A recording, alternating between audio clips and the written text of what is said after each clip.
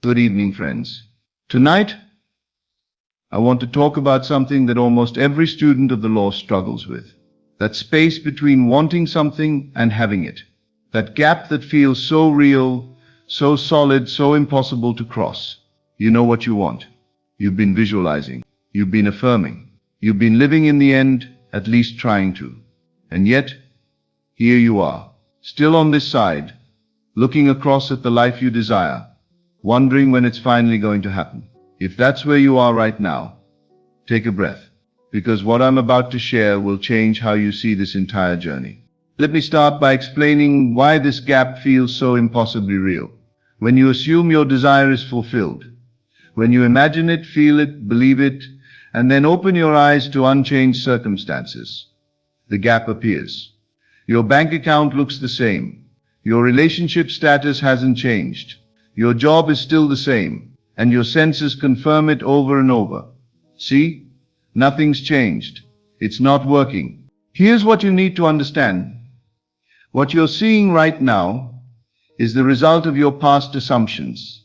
What you assumed weeks, months, or even years ago is what's showing up now. The new assumption you made today. That seed hasn't sprouted yet in your visible world, so the gap isn't between you and your desire. The gap is between your old assumption still playing out and your new assumption taking root. Your old consciousness is still creating while your new consciousness is germinating beneath the surface. This is why it feels so real. Because in your current experience, it is real. But it's not permanent. It's just old news. Now here's where everything shifts. Most people think they're building a bridge. They think each visualization, each affirmation, each technique is adding a plank to this bridge they're constructing between where they are and where they want to be. And they exhaust themselves trying to build it strong enough, perfect enough, good enough to finally cross. But here's the truth. You're not building a bridge. You are the bridge. Your consciousness is the only connection between any desire and its fulfillment. You're not constructing something external that will carry you across. You're simply shifting from one state of consciousness to another. Think about it like this. When you move from one room to another in your house, you don't build a bridge. You just walk. You are the movement. Your awareness connects the two rooms. Same here.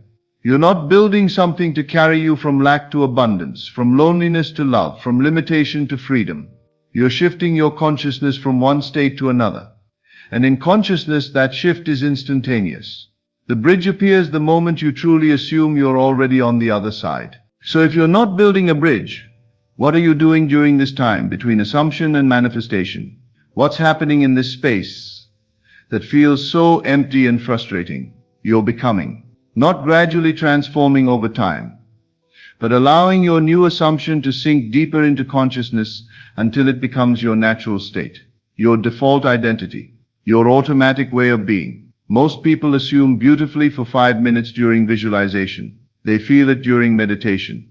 They live in the end during practice. Then they open their eyes and immediately return to the old state. They check their account from lack. They look at their empty bed from loneliness. They face their day from limitation.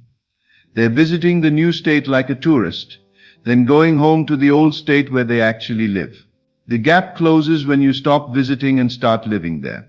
When the new state becomes home, when it's so natural you forget you ever lived anywhere else. That's what's happening during the wait. Every time you return to the assumption, every time you revise a negative thought, every time you catch yourself slipping and consciously choose the new identity, you're deepening the groove. You're making it more natural. You're becoming that person. Let me address the hardest part, the dead zone. That middle space where everything goes quiet. The signs stop. The synchronicities dry up. Nothing moves. Nothing changes. You're still assuming. You're still doing the work. But it feels like you're stuck. This is where most people give up, right before the breakthrough. Here's what's actually happening. This is the incubation period. Your assumption is sinking into the deepest levels of consciousness. Old patterns are being uprooted. The invisible work is happening in dimensions you can't perceive yet. It's like a seed underground. For days, weeks, nothing appears above the surface. But beneath the soil, everything is happening. Roots are forming. The plant is gathering strength to break through. The dead zone isn't evidence of failure. It's evidence that the most important work is happening beneath the surface. Nothing is happening in your visible world because everything is happening in consciousness. Your job isn't to dig up the seed to check on it. Your job is to keep watering it, maintain the right conditions, and trust the process. What are the right conditions? Living from the end, being the person who has it, maintaining your assumption despite the silence. Let me give you practical guidance. For when doubt crashes in, when circumstances contradict, when it feels like nothing's working, first understand what you're releasing. Not your desire, not your assumption, not your faith. You're releasing three things. You're releasing control over how it manifests. Stop dictating the path. Let consciousness find the perfect way. I have my desire in consciousness. I don't need to know how it comes. You're releasing control over when it manifests. Stop counting days. Stop comparing timelines. I have it now in consciousness. It will appear at the perfect time. You're releasing the need for immediate proof. Stop checking. Stop monitoring. I have it in consciousness. That's the only proof I need. Second, live from fulfillment, not toward it. Make decisions as the person who already has your desire. Think from the state of having, not about the state of having. When something contradicts your assumption, revise it immediately before it can take root. Before sleep, saturate your mind with your desire. Choose a simple scene that implies it's fulfilled. Loop it as you drift off.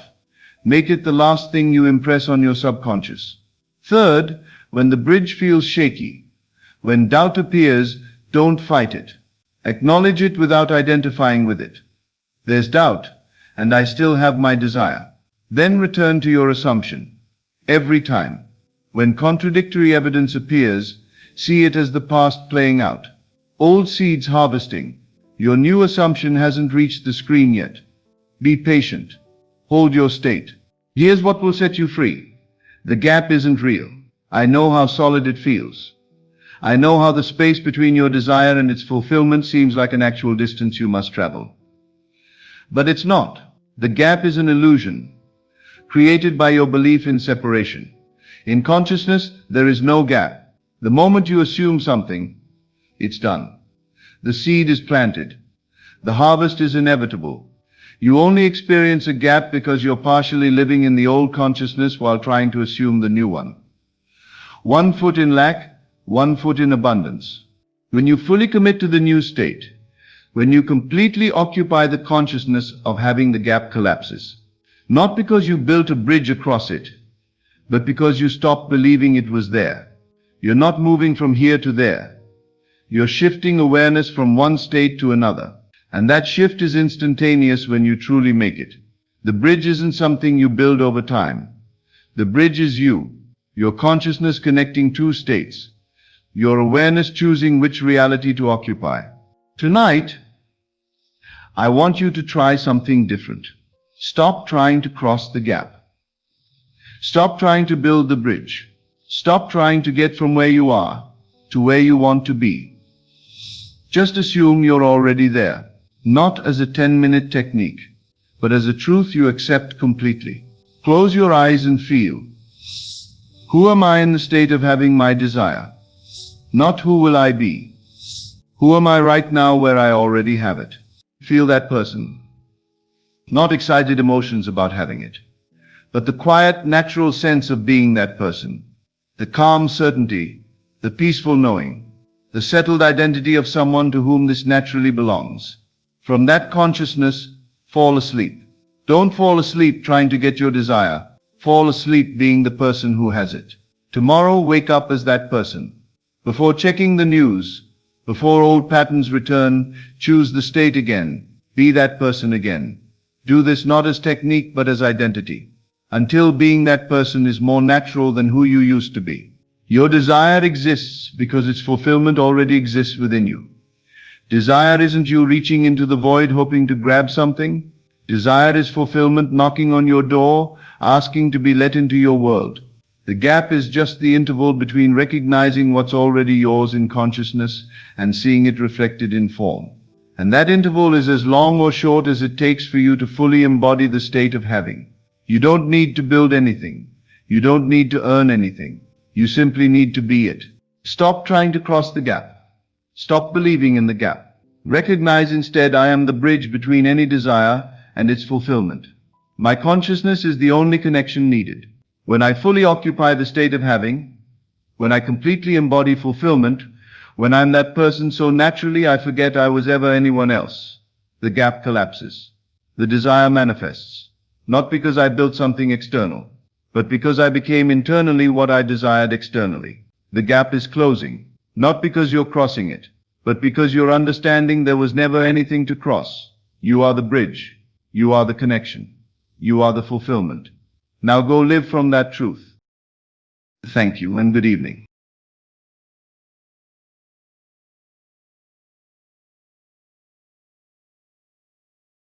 As always, thank you for joining me on this journey into the depths of consciousness. Remember, you are not here by accident. You are here because your soul is ready for this truth. Take these teachings and let them transform not just your mind, but your entire reality. Until we meet again in consciousness, keep assuming your greatness and living from the end of your desires. This is Best of Lectures, and I will see you in the next video.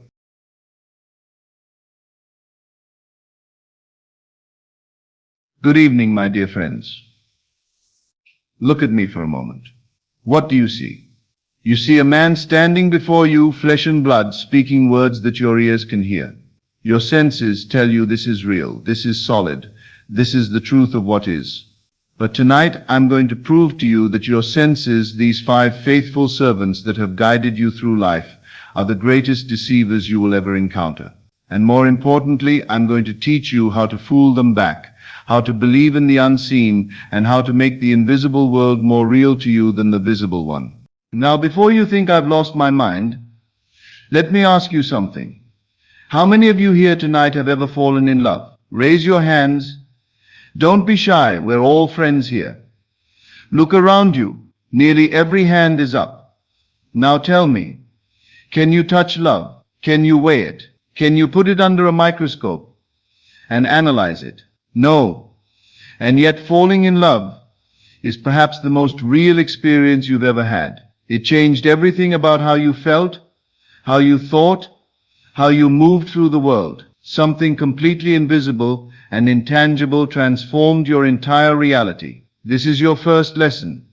The most powerful forces in your life are completely invisible to your senses. Your senses, you see, are wonderful servants, but terrible masters. They can tell you what temperature it is, whether something is rough or smooth, what color appears before you, but they cannot tell you what's possible. They cannot reveal potential. They cannot perceive the infinite field of consciousness from which all manifestation springs. Let me share something that will astound you. Right now, as you sit here, you are surrounded by thousands of radio waves, television signals, and wireless communications. They're passing through your body, through this room, through everything around you. Your senses detect none of them. To your physical perception, they don't exist. Yet turn on a radio, and suddenly you hear music from hundreds of miles away. Turn on a television, and you see moving pictures transmitted through the very air you're breathing. What changed? The waves were always there. The information was always present. You simply tuned into it with the right instrument. Consciousness, my friends, is your radio. Imagination is your tuning dial. And the unseen world of infinite possibility is the broadcast that's always transmitting, waiting for you to tune in.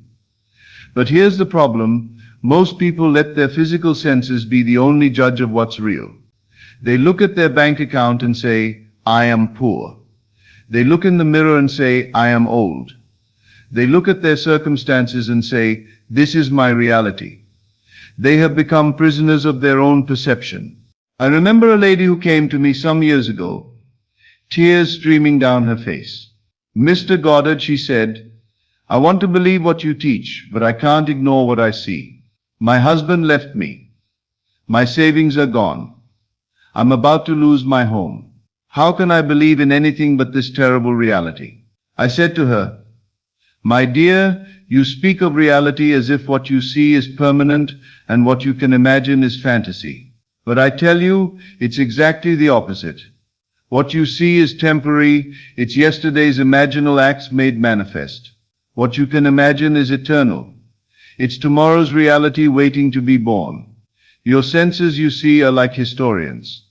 They can only report what has already happened, what is already crystallized in the physical world. But imagination is like a prophet. It can see what is to come, what wants to emerge, what is possible beyond current appearances. Now, how do you begin to fool these senses that have held you captive for so long? How do you train yourself to believe in the unseen? The secret is this: you must make the invisible more vivid, more real, more present to you than what your eyes can see. Let me tell you about a young man who attended my lectures in Los Angeles. He was an aspiring musician, struggling to make ends meet, playing in small clubs for barely enough money to pay rent. Every day his senses reminded him of his limitations.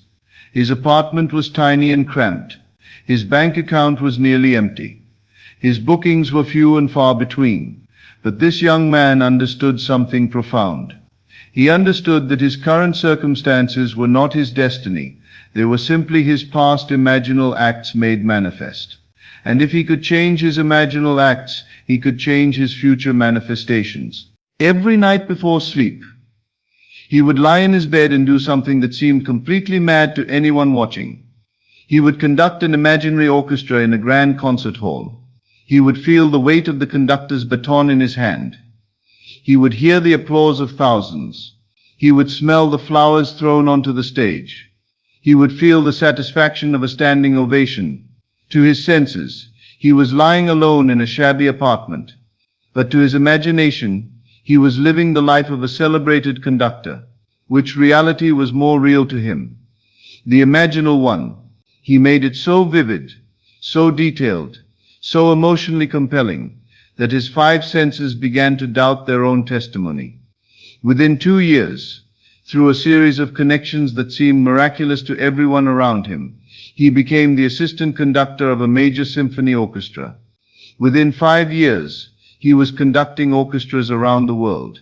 His senses had been forced to conform to what his imagination had made real. This is not fantasy, my friends.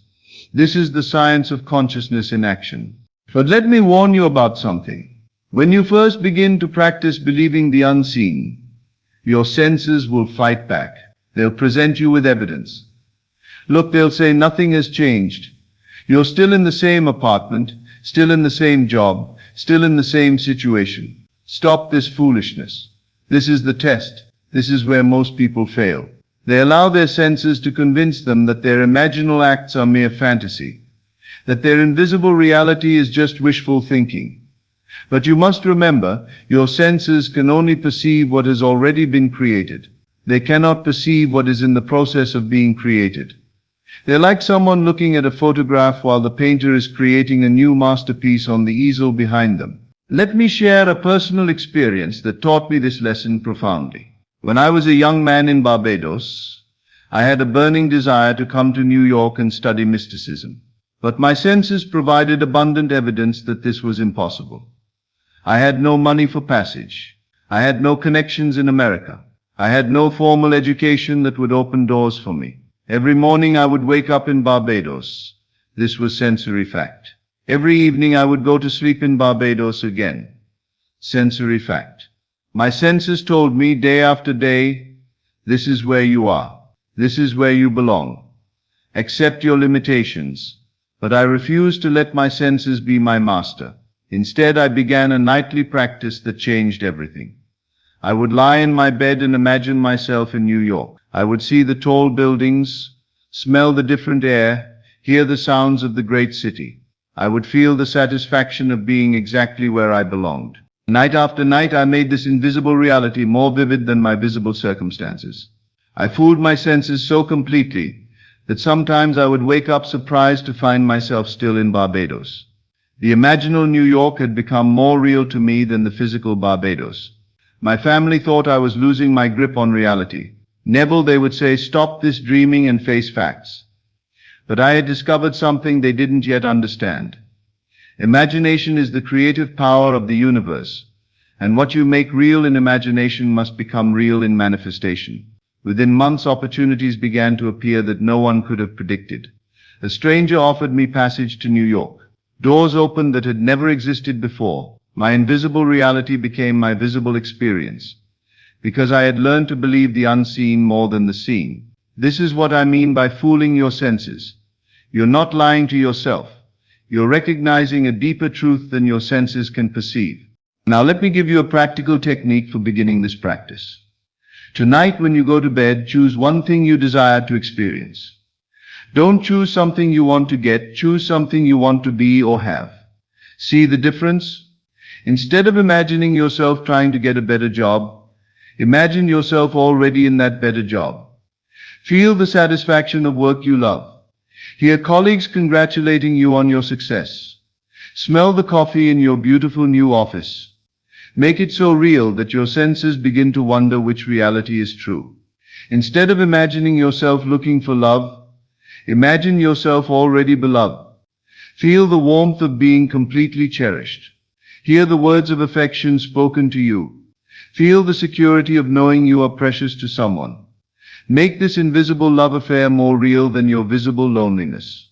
The key is details, my friends. Details. Your senses are convinced by specifics, not generalities. Don't just imagine being successful. Imagine the weight of the keys to your new office, the feel of the carpet under your feet, the view from your window, the satisfaction in your chest as you realize you've made it. Don't just imagine having money. Imagine the feeling of security, the leather smell of your new wallet, the confidence in your voice when money is no longer a concern, the joy of being able to help others without worry. Your senses live in the world of specifics. If you want to fool them, you must speak their language. But here's something even more profound. When you consistently believe the unseen, you begin to develop what I call spiritual senses. You begin to perceive with something beyond your physical faculties. You start to feel the reality of your desires before they manifest. You sense the movement of consciousness. You perceive the invisible bridges that connect your current state to your desired state. A businessman once asked me, Neville, this sounds wonderful in theory, but how do I know if I'm really changing anything or just engaging in fantasy? I said to him, when you're truly living in the unseen reality, you'll know because you'll begin to feel it in your bones. You'll have a quiet confidence that needs no external validation. You'll find yourself acting naturally from your new state without forcing or pretending. This is the test of whether you're truly believing the unseen or merely hoping for it. When you're living from the invisible reality, it feels more natural than your visible circumstances. When you're just wishing for it, it feels forced and artificial. Let me tell you about a woman who mastered this principle beautifully. She was a single mother working 2 jobs to support her children, living paycheck to paycheck. Her senses told her every day that she was struggling, barely surviving with no prospects for change. But she had heard these teachings and she decided to conduct an experiment. Every night she would imagine herself as a woman of means, not fantasizing about winning the lottery or finding a rich husband, but simply living from the consciousness of abundance. She would imagine the feeling of financial security in her body. She would see herself shopping without looking at prices. She would feel the peace of knowing her children's needs were easily met. She would imagine writing checks for her children's education without concern. At first her senses rebelled violently. Look at your bank account, they screamed. Look at your bills. Look at your tiny apartment. Stop this madness. But she persisted in believing the unseen, and very soon something remarkable began to happen. She started to carry herself differently. She spoke with more confidence. She made decisions from abundance rather than lack. Without consciously trying, she began to act from the state of prosperity rather than poverty. Within 6 months, she received an unexpected promotion. Within a year, she had started a side business that grew rapidly. Within 2 years, she was living the financial reality she had been imagining all along. Her invisible prosperity had become her visible experience. But here's the most beautiful part of her story. She told me that the external changes felt inevitable, not miraculous. By the time they manifested, she had been living from that state of consciousness for so long that the physical manifestation felt like a natural expression of who she had already become. This is what happens when you truly learn to believe the unseen. The manifestation doesn't feel like magic. It feels like the natural outworking of the reality you've been living in consciousness. Now, I must address something that troubles many people. They say, Neville, isn't this just self-deception? Aren't we lying to ourselves when we ignore what our senses tell us? Let me ask you this. When a scientist looks through a microscope and sees bacteria invisible to the naked eye, is he deceiving himself? When an astronomer uses a telescope to observe galaxies millions of light years away, is she being delusional? Of course not. They're using instruments to perceive realities beyond the range of their natural senses. Imagination is your spiritual microscope, your consciousness telescope. It allows you to perceive realities that exist beyond the narrow spectrum of physical sensation. To ignore what imagination reveals while accepting only what the five senses report is like insisting that only visible light exists while denying the reality of X-rays, radio waves, and cosmic radiation. The unseen is not less real than the seen. It's more real. The invisible world of consciousness is the source from which all visible manifestation springs. When you learn to believe the unseen, you're not departing from reality. You're arriving at it. Your current circumstances are not reality. They're yesterday's imagination crystallized. Your imagination today is tomorrow's manifestation waiting to be born. Which is more important, where you've been or where you're going? Let me share one final story that will illustrate this principle beautifully. A gentleman came to me discouraged about his health. He had been diagnosed with a condition that his doctors said was chronic and incurable. His senses provided daily evidence of his limitation, pain, weakness, inability to do things he once enjoyed. Mr. Goddard, he said, how can I ignore what my body is telling me every moment of every day? How can I believe in health when I feel so sick? I said to him, you are asking the wrong question. Don't ask how you can ignore your symptoms. Ask how you can make perfect health more real to you than your current condition. I taught him to spend time each day living completely in the consciousness of perfect health, not fighting his symptoms, not denying his condition, but simply dwelling in the feeling of vibrant well-being. He would imagine the energy flowing through his body, the strength in his muscles, the joy of feeling completely alive. To his senses, he was a sick man imagining he was well. But to his consciousness, he was a well man temporarily experiencing illness. Which perspective do you think proved more powerful? Over months of faithful practice, something beautiful began to happen. His symptoms gradually lessened. His energy slowly returned. His doctors were amazed by his improvement. Within a year, he was healthier than he had been in decades. But the most remarkable thing was what he told me afterwards. Neville, the physical healing was wonderful, but what really changed my life was learning that I didn't have to be a victim of my circumstances. I learned that consciousness is more powerful than conditions, that what I believe in my heart is more real than what I see with my eyes. This, my friends, is the great secret. You are not at the mercy of your senses. Your senses are instruments of perception, not judges of possibility. They can tell you what is, but they cannot tell you what can be. When you learn to fool your senses, when you make the invisible more real than the visible, you discover something magnificent. You discover that you are not a body having a spiritual experience. You are consciousness having a physical experience. You are not limited by what your senses perceive. You are the perceiver who can choose what to make real. So tonight when you go to your bed, remember this. Everything around you was once invisible. The chair you sit in, the building you're in, the clothes you wear, all of it existed first in someone's imagination before it became visible to the senses. Your desires, your dreams, your deepest longings, these are not mere fantasies. They are previews of coming attractions. They are invitations from consciousness to explore new realities. They are the invisible seeking to become visible through you. Don't let your senses convince you that what you can't see isn't real. Instead, make what you can imagine so vivid, so present, so emotionally compelling that your senses begin to wonder which world is true. The answer, my dear friends, is that both worlds are true. But only one world has the power to create the other.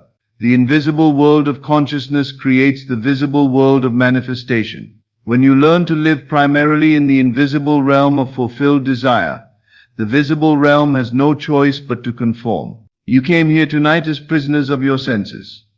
You'll leave as masters of the unseen. The only question is, what invisible reality will you choose to make manifest in your world? Believe the unseen, my friends. Live in the invisible. Make your imagination more real than your circumstances. And watch as the entire universe conspires to prove that what you believed in consciousness was the truest thing of all. The power is yours. As always, thank you for joining me on this journey into the depths of consciousness. Remember, you are not here by accident. You are here because your soul is ready for this truth. Take these teachings and let them transform not just your mind, but your entire reality. Until we meet again in consciousness, keep assuming your greatness and living from the end of your desires. This is Best of Lectures. I will see you in the next video. Good evening, my friends. Tonight I am going to teach you the ultimate secret of manifestation. Tonight I am going to show you how to completely transform yourself from the person who wants into the person who has, from the person who hopes into the person who knows, from the person who is becoming into the person who already is. Tonight you will learn the identity shift, the complete transformation of who you are at the deepest level of consciousness. This is not about pretending. This is not about acting. This is about actually becoming a different person, the person who already possesses everything you desire. This is the culmination of everything I have taught. This is living in the end taken to its ultimate expression. This is the secret that once understood and applied makes manifestation not just possible but inevitable, effortless and instant. Let me show you the fundamental problem that prevents most manifestations. Every morning you wake up and immediately become the same person you were yesterday. You think the same thoughts, you feel the same feelings, you see yourself the same way. You occupy the same identity. You might practice techniques. You might visualize, you might affirm, but then you return to being you, the old you, the familiar you, the you who doesn't have what you desire. And here is the truth that old you cannot have your desire. Why? Because that identity, that sense of self is not compatible with having your desire. The person who is poor cannot experience wealth. Not because wealth is unavailable, but because being poor is their identity. Their entire consciousness is organized around being poor. Their thoughts, feelings, assumptions, and expectations all flow from the identity of a poor person. The person who is lonely cannot experience love, not because love is unavailable, but because being lonely is their identity. Everything about how they see themselves, how they move through the world, how they relate to others flows from the identity of a lonely person. The person who is sick cannot experience health. The person who is a failure cannot experience success. The person who is limited cannot experience freedom. Why? Because identity is destiny. Who you are determines what you experience. And as long as you keep being the old you, the you who doesn't have your desire, you will keep experiencing the life of that old identity. This is why techniques alone do not work. You can visualize wealth while being a poor person. You can affirm love while being a lonely person. But the visualization and affirmation are temporary. Your identity is constant. And consciousness always returns to creating from your dominant identity. The secret then is not to practice techniques as the old you hoping to get something new. The secret is to become someone new, someone who already has what you desire as a natural part of their identity.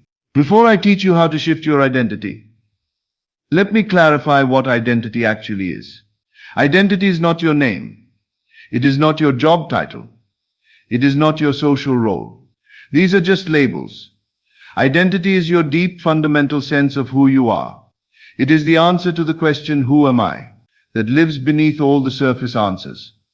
Identity is made up of several components.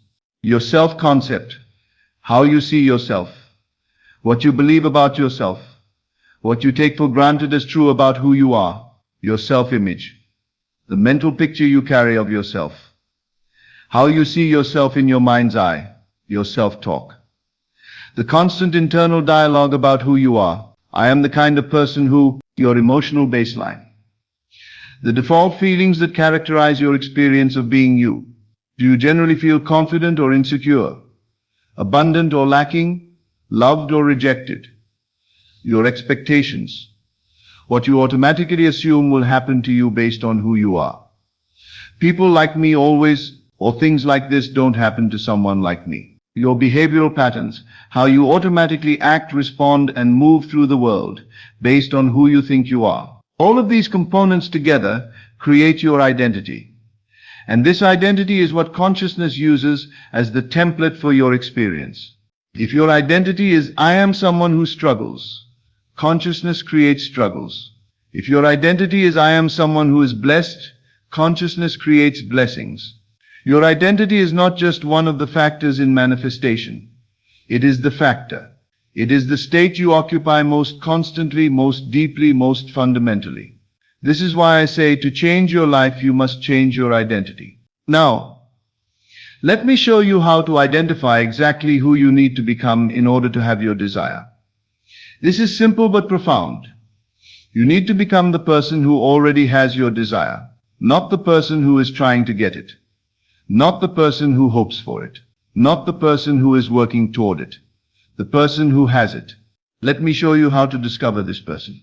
Close your eyes right now and imagine yourself having your desire completely. See yourself living in that reality. Not imagining it from outside, but actually being that person. Now ask yourself these questions. Who is this person? Not what do they have, but who are they? How does this person see themselves? What is their self-concept? What do they believe about themselves? How does this person feel on a normal day? What is their emotional baseline? What feelings are natural to them? What does this person expect from life? What do they take for granted? What seems normal and natural to them? How does this person think? What thoughts run through their mind? What do they focus on? What do they ignore? How does this person speak? What words do they use? What tone do they carry? What do they talk about? How does this person make decisions? What criteria do they use? What matters to them? What feels right to them? How does this person carry themselves? How do they walk? How do they sit? What is their energy? What is their presence? As you answer these questions, you are discovering the identity of the person who has your desire.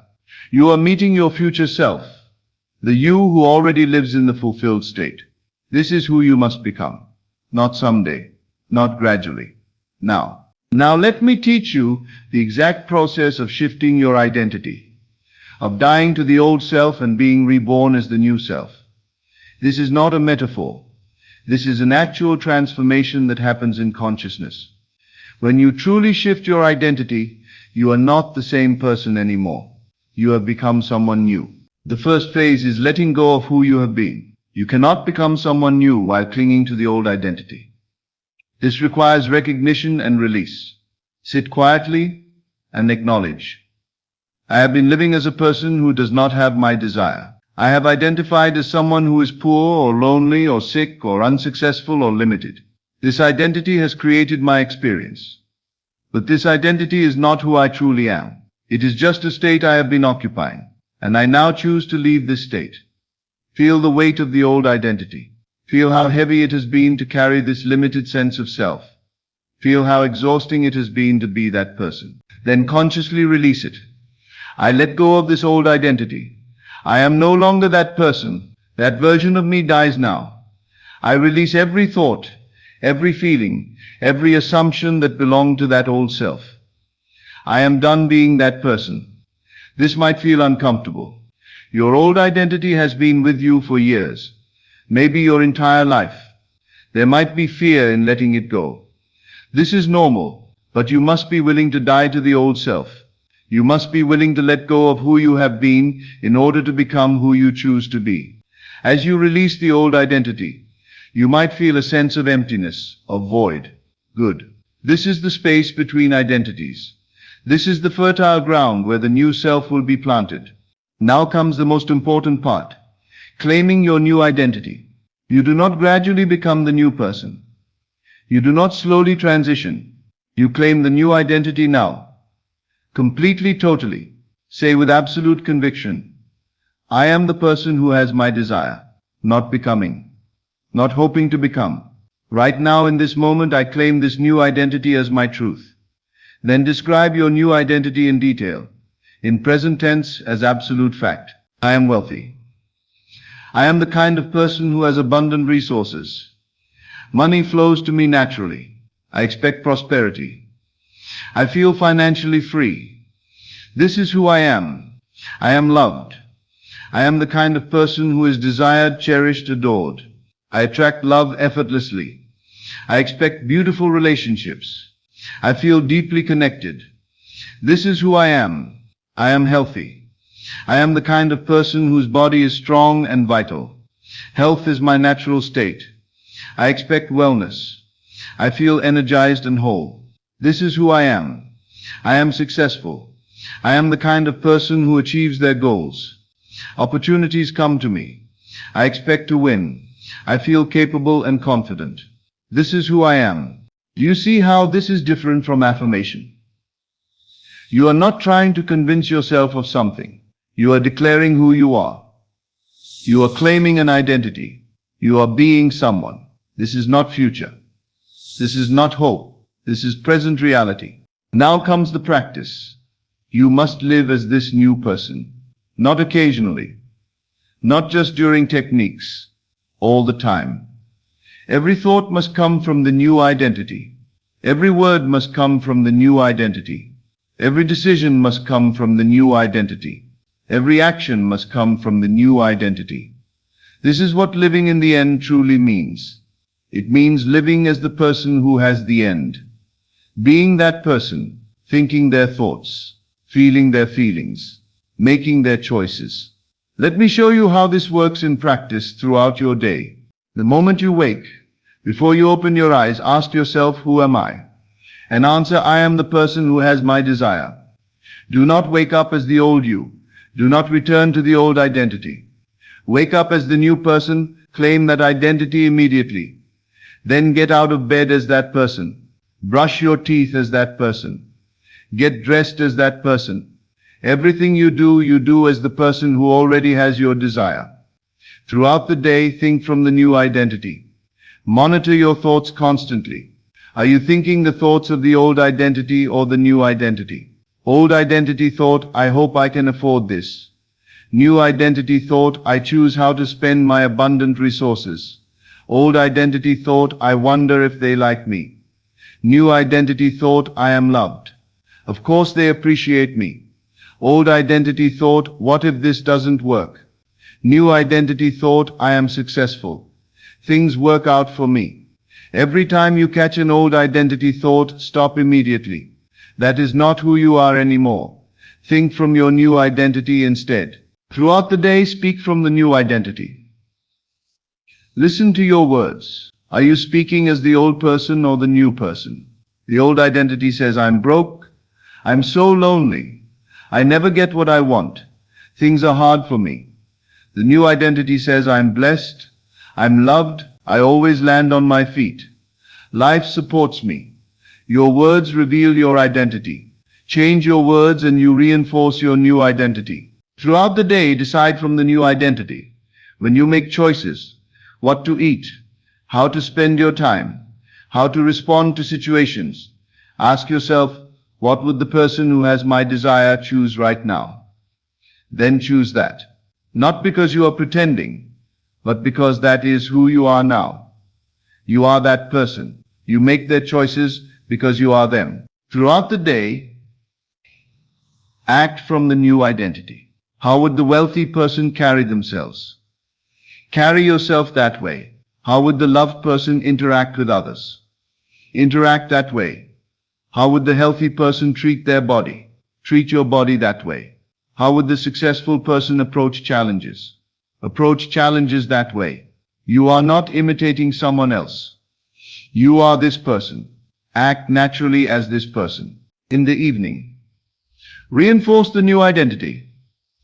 Before sleep, review your day as the new identity. Did you slip back into old identity patterns? Revise those moments. See yourself responding from the new identity instead. Then fall asleep as the person who has your desire. Let the new identity be your last conscious thought before sleep. Your subconscious will work all night to solidify this identity. Now let me teach you about the feeling that accompanies true identity shift. When you successfully become the new person, there is a specific feeling. It is not excitement. It is not hoping. It is not trying. It is a deep, calm, settled sense of being. You feel like yourself, not like you are pretending to be someone else, not like you are acting. You feel genuinely, naturally, completely like you, except you are a different you, the you who has your desire. It feels normal. It feels right. It feels like coming home to yourself. This is how you know the identity shift has occurred. When being the person who has your desire feels more natural than being the old person who didn't have it. At first, this might feel strange. The new identity might feel unfamiliar, like wearing new clothes. That is normal. Keep being this person. Keep thinking, speaking, deciding, and acting from this identity. And gradually, often surprisingly quickly, the new identity becomes comfortable. Then it becomes natural. Then it becomes you. When the new identity feels like you, not like someone you are trying to be, but like who you actually are, the shift is complete.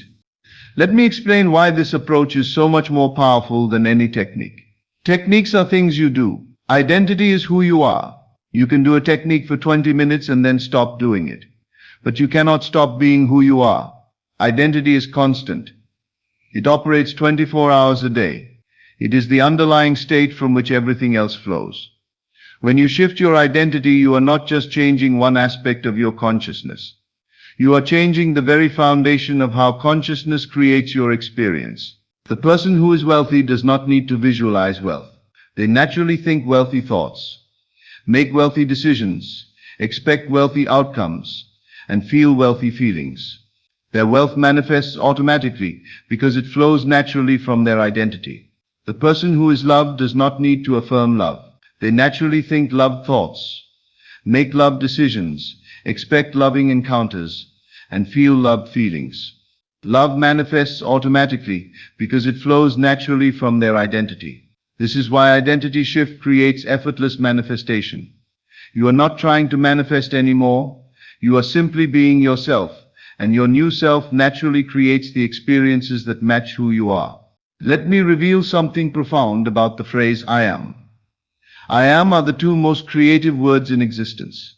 They are the signature of God. When God introduces himself, he says, I am that I am. Every time you say I am, you are declaring your identity. You are telling consciousness who you are. And consciousness creates from who you are.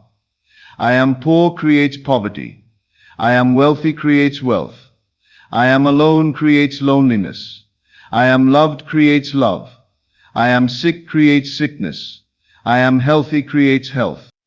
Whatever follows I am becomes your experience. Why? Because you are declaring your identity, and identity determines experience. This is why you must be extremely careful what you say after I am. Never say I am, followed by anything you do not wish to experience.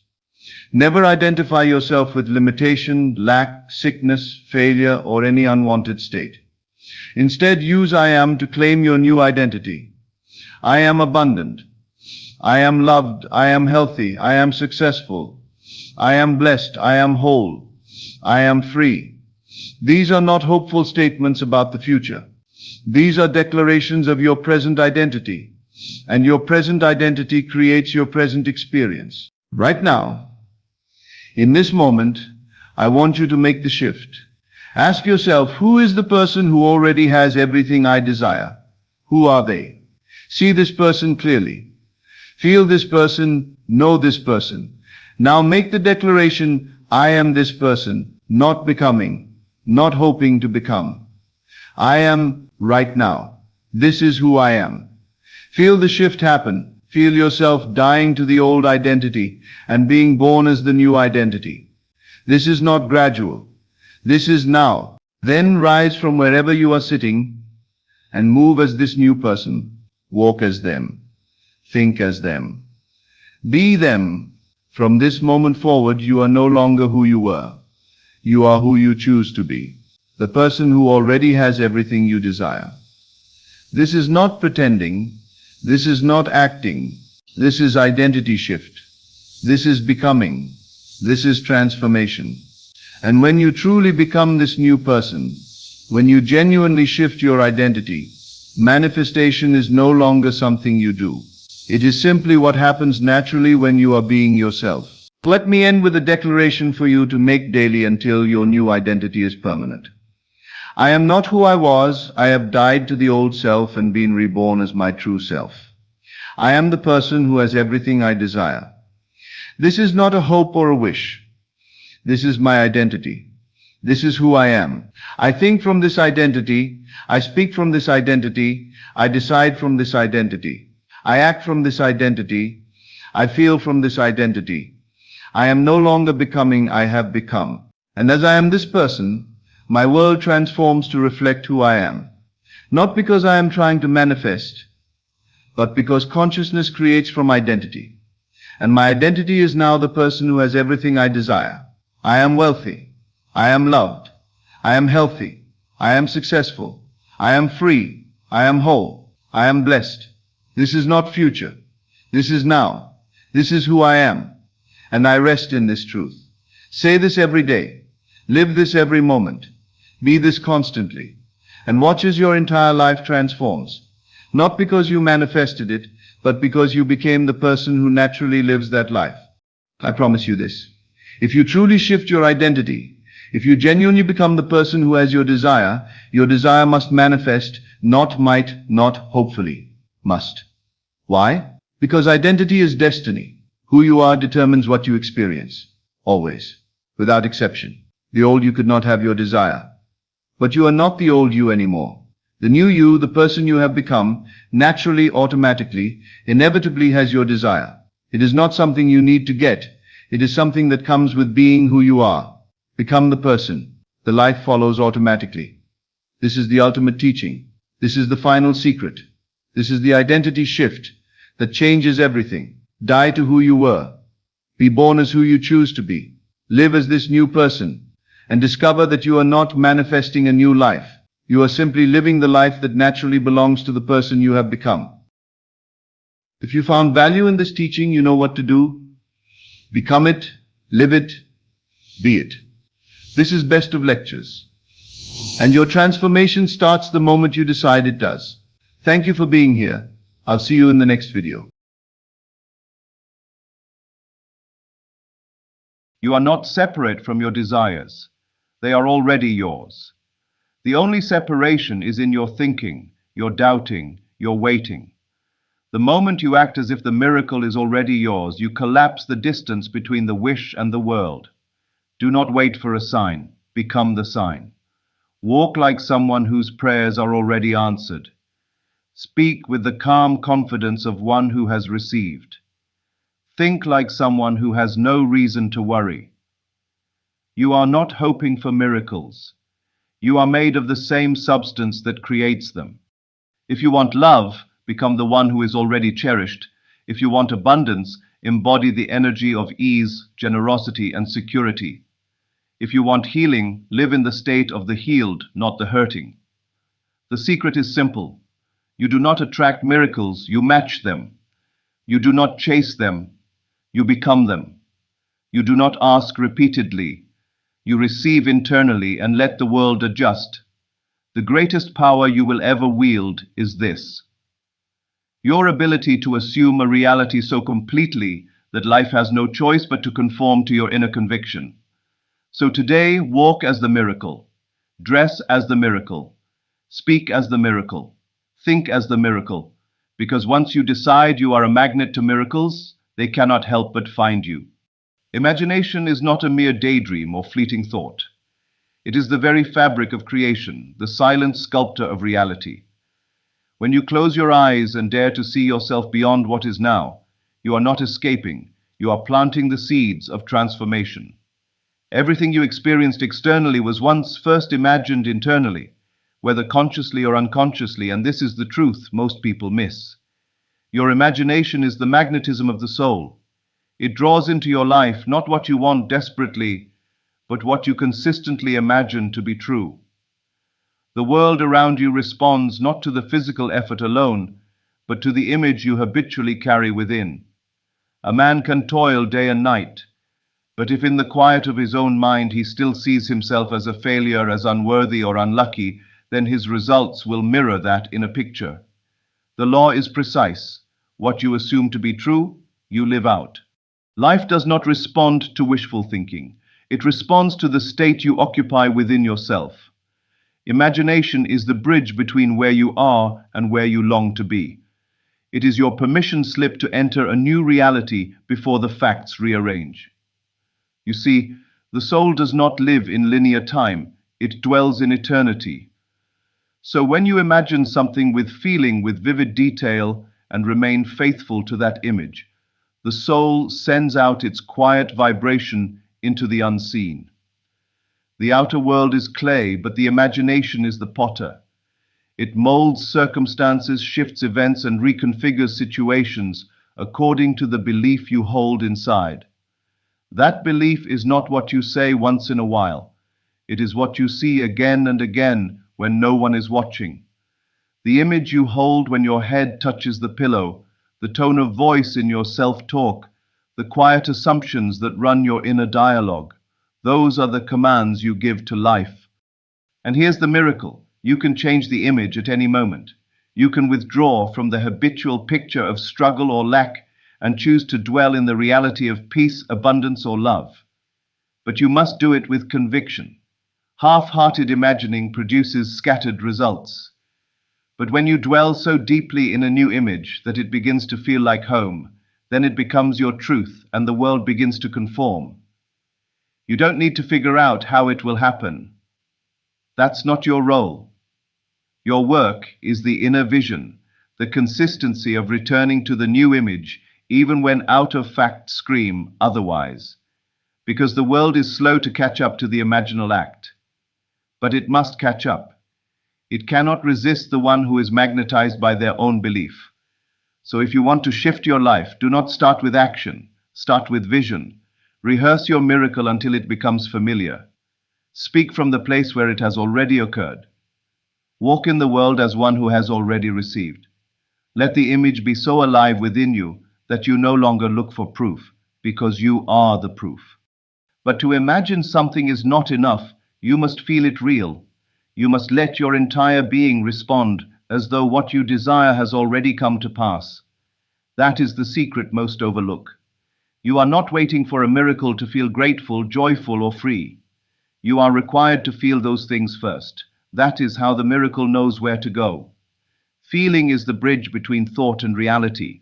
It is not just decoration to your imagination, it is the power that activates it. When you imagine yourself healed but continue to feel broken, you cancel the power of the vision.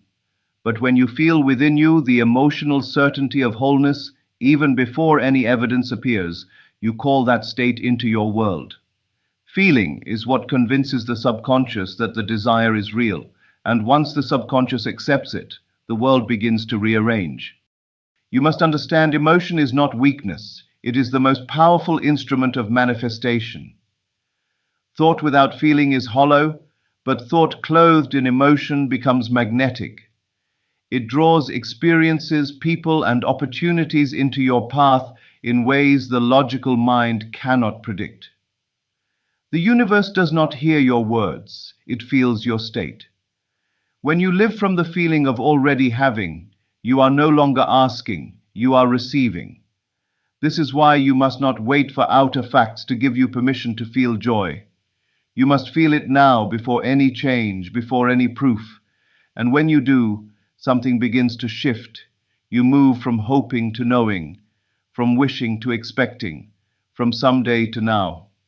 The outer world may still look the same, but inside you have stepped into a new state. And because the inner and outer must eventually align, the world will follow. Feeling it real is not pretending, it is not faking anything. It is entering into the state where your desired reality is already true and allowing your body, your breath, and your energy to respond to it. This is how you collapse time. This is how you live in the future before it arrives. And by doing so, you draw it closer. You become the one who already has, the one who already is. Let yourself feel it, not just once, but over and over until it becomes natural. Close your eyes and breathe as the version of you who already holds the miracle. How does it feel to be free, to be in love, to be abundant, to be chosen, supported, healed, and seen? Let that feeling flood your being. Let it be so real that you no longer wonder if it's coming. You know it has already arrived in the unseen. Let that feeling become your new home. And once you move into that emotional space, the world cannot help but bring you evidence of it. Most people spend their lives trying to attract what they want, chasing dreams, praying for miracles, working tirelessly, hoping that something from the outside will arrive and change their circumstances. But this is a misunderstanding of how creation works. You do not attract what you want, you become it. You become the version of yourself who already has it. And from that state of being, the world begins to mirror your inner transformation. You do not pull miracles to you as if they are separate, they are not distant, they are not outside. The moment you stop trying to reach for them and instead embody the state in which they are natural, they appear as if they had been waiting for your recognition all along. You see, miracles are not events, they are reflections. Reflections of the inner state you occupy consistently. If you believe you are blessed, supported, worthy, and whole, you will walk in a world that confirms that belief. It is not about wanting. Wanting is a state of lack. To want something implies you do not yet have it, but to become means you accept the reality now, before it manifests in the physical, and that is the key. When you become the version of yourself who lives among miracles, who expects the extraordinary, who walks with calm certainty, life responds. You don't need to strive, you don't need to beg, you only need to shift who you are being. This requires inner honesty. What do you really believe about yourself, about what is possible? If deep within you believe life is hard, or you are unlucky, or you are not enough, then you will see that played out again and again. Not because it's true, but because you have become that story. The world is not judging you, it is simply echoing you. You cannot trick life with positive words if they are not backed by your inner identity. You must become the one who is already blessed. When you shift your identity, everything else follows. Think of it like changing clothes. You don't become wealthy by chasing money, you become wealthy by embodying the mindset, the energy, the behaviors of one who lives in abundance. You don't become loved by searching for someone to fill the void. You become loved by loving yourself so deeply that you radiate the energy of being cherished.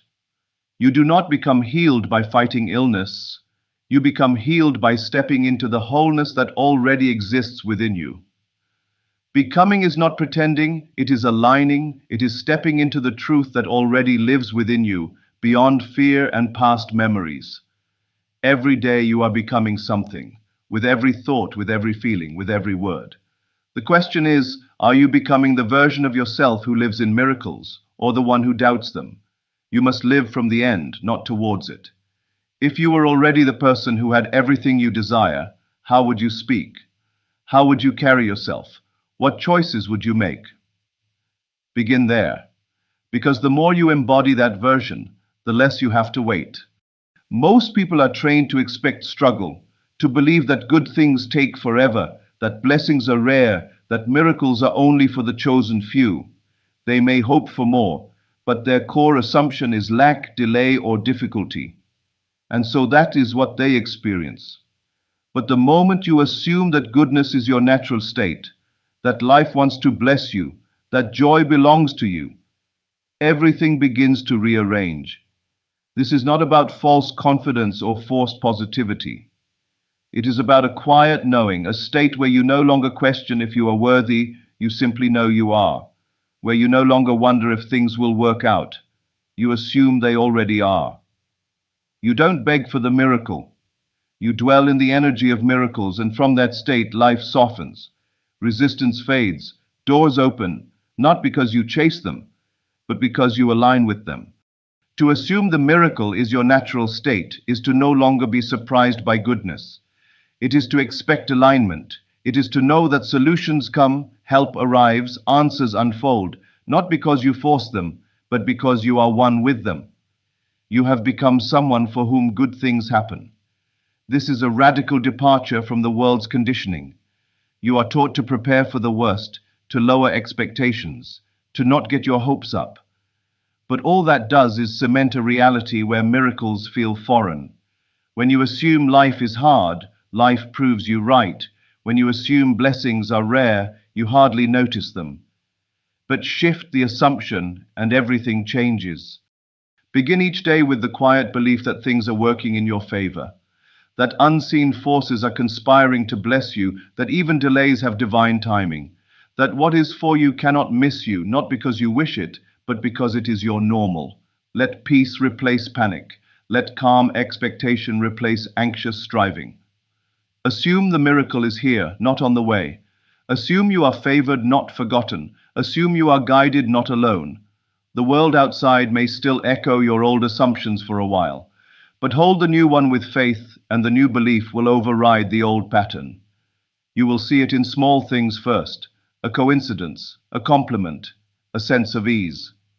Then larger shifts, unexpected opportunities, surprising favor, and suddenly what you assumed becomes what you experience. You don't need proof to assume, you need courage. The courage to believe in something before it appears, to walk in faith, to carry the energy of already being blessed. Because when you carry that energy, the world mirrors it. Life becomes a reflection of the inner conviction that good things are not an exception, they are your essence. Stop asking if the miracle will happen, assume it has. Let your tone, your posture, your thoughts reflect that truth. Move from it, rest in it. Because assumption, when felt deeply, becomes your identity, and your identity shapes your world. The moment you assume it's normal for good things to happen to you, they begin to, because life always follows the lead of your belief.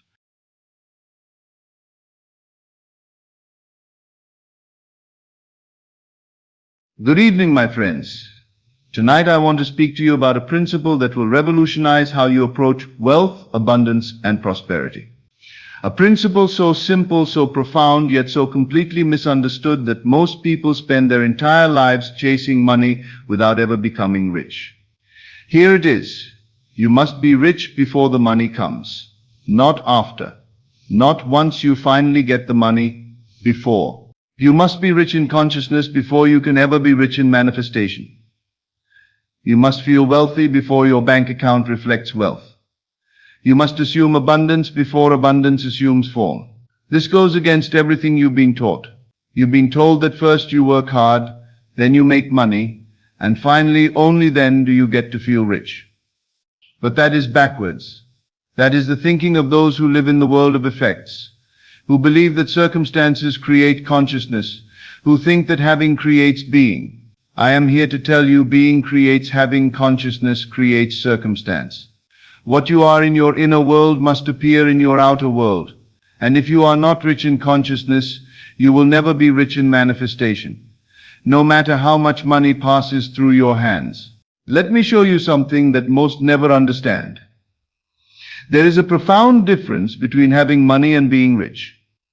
I have known many people with substantial bank accounts who were poor. Their consciousness was poverty. Their inner conversations were lack. Their feeling about themselves was limitation. They had money, yes, but they were not rich. They were poor people who happened to temporarily possess wealth. And I have known people with empty pockets who were rich. Their consciousness was abundance. Their inner world was overflow. Their feeling about themselves was prosperity. They had no money, but they were rich. They were wealthy people who hadn't yet seen their inner riches reflected in the outer world. And here's what's crucial. The person who is rich in consciousness without money will inevitably attract money, because the outer must conform to the inner. The world must reflect consciousness. But the person who has money without wealth consciousness will inevitably lose it, because money that doesn't match your consciousness cannot stay with you. This is why lottery winners lose their fortunes. This is why people who inherit wealth often squander it. This is why those who make money through luck or chance rarely keep it. They had money, but they were not rich. And the money left because it had no consciousness to anchor it. Now, what do I mean by wealth consciousness? What does it mean to be rich before money? It does not mean pretending you have money when you don't.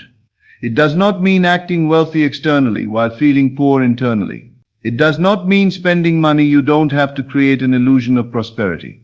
Wealth consciousness is a state of being. It is how you feel about yourself in relation to the world. It is your inner conviction about provision, about worthiness, about flow. Let me describe this consciousness to you, so you recognize it when you touch it.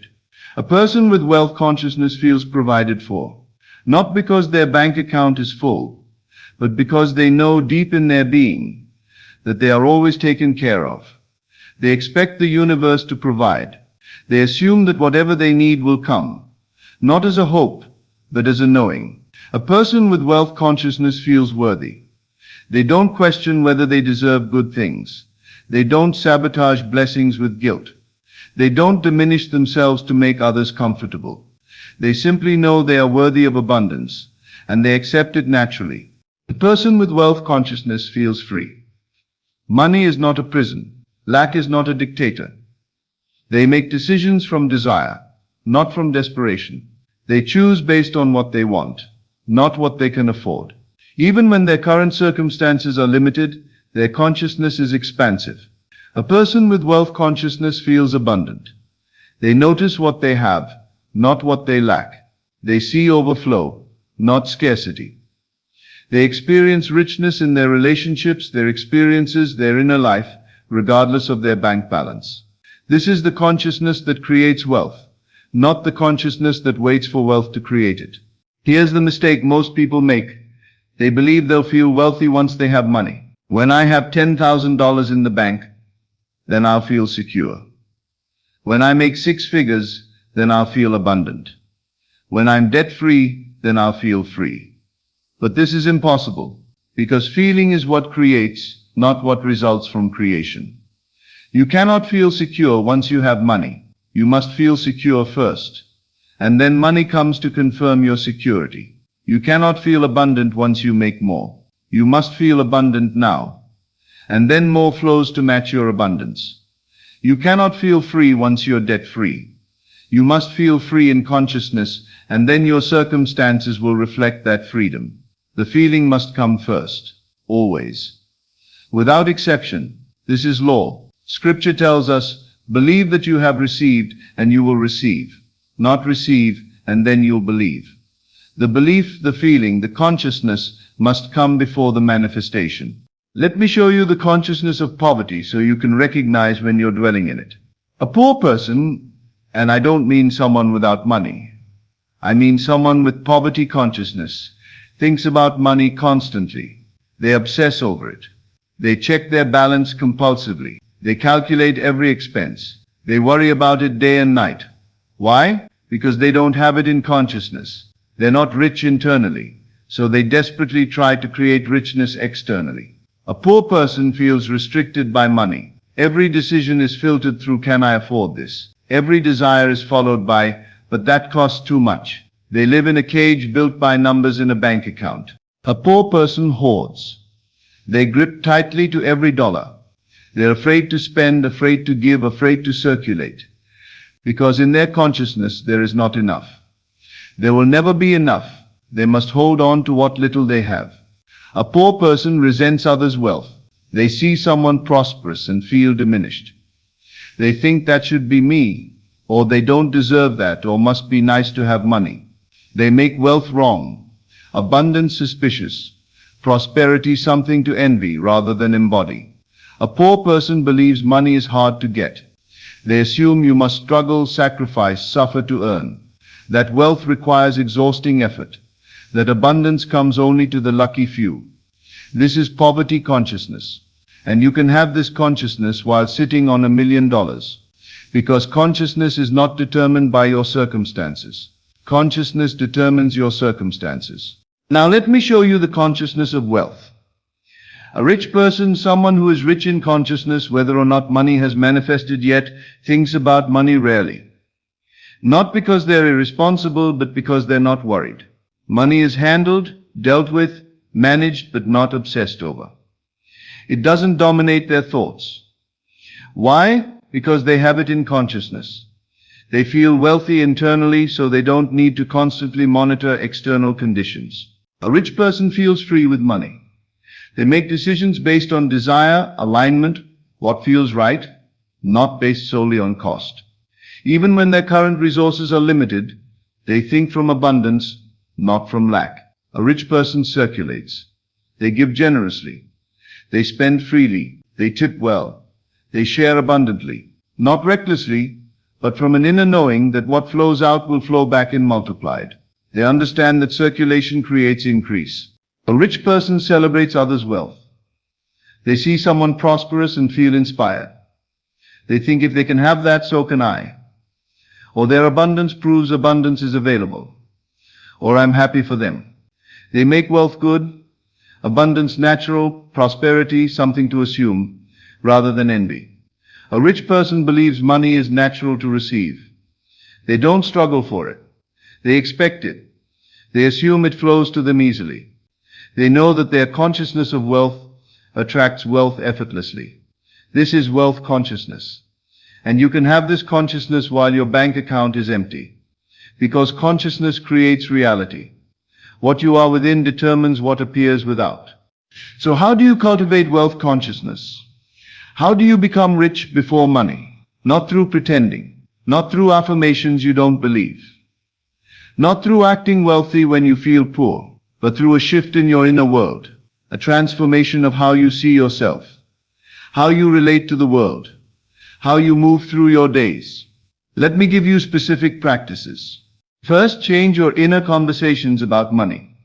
Most people have a continuous internal dialogue of lack. I can't afford that. I don't have enough. Money's so tight. I'm always broke. I wish I had more. Every one of these thoughts is an impression on your subconscious mind. Every one of these statements is an assumption that hardens into fact. You are creating poverty with your words, even if no one else hears them. Starting today, you must revise your inner speech. You must speak to yourself as a wealthy person speaks to themselves. Not I don't have enough, but I have everything I need and more is flowing to me. Not money's so tight, but money flows to me easily and naturally.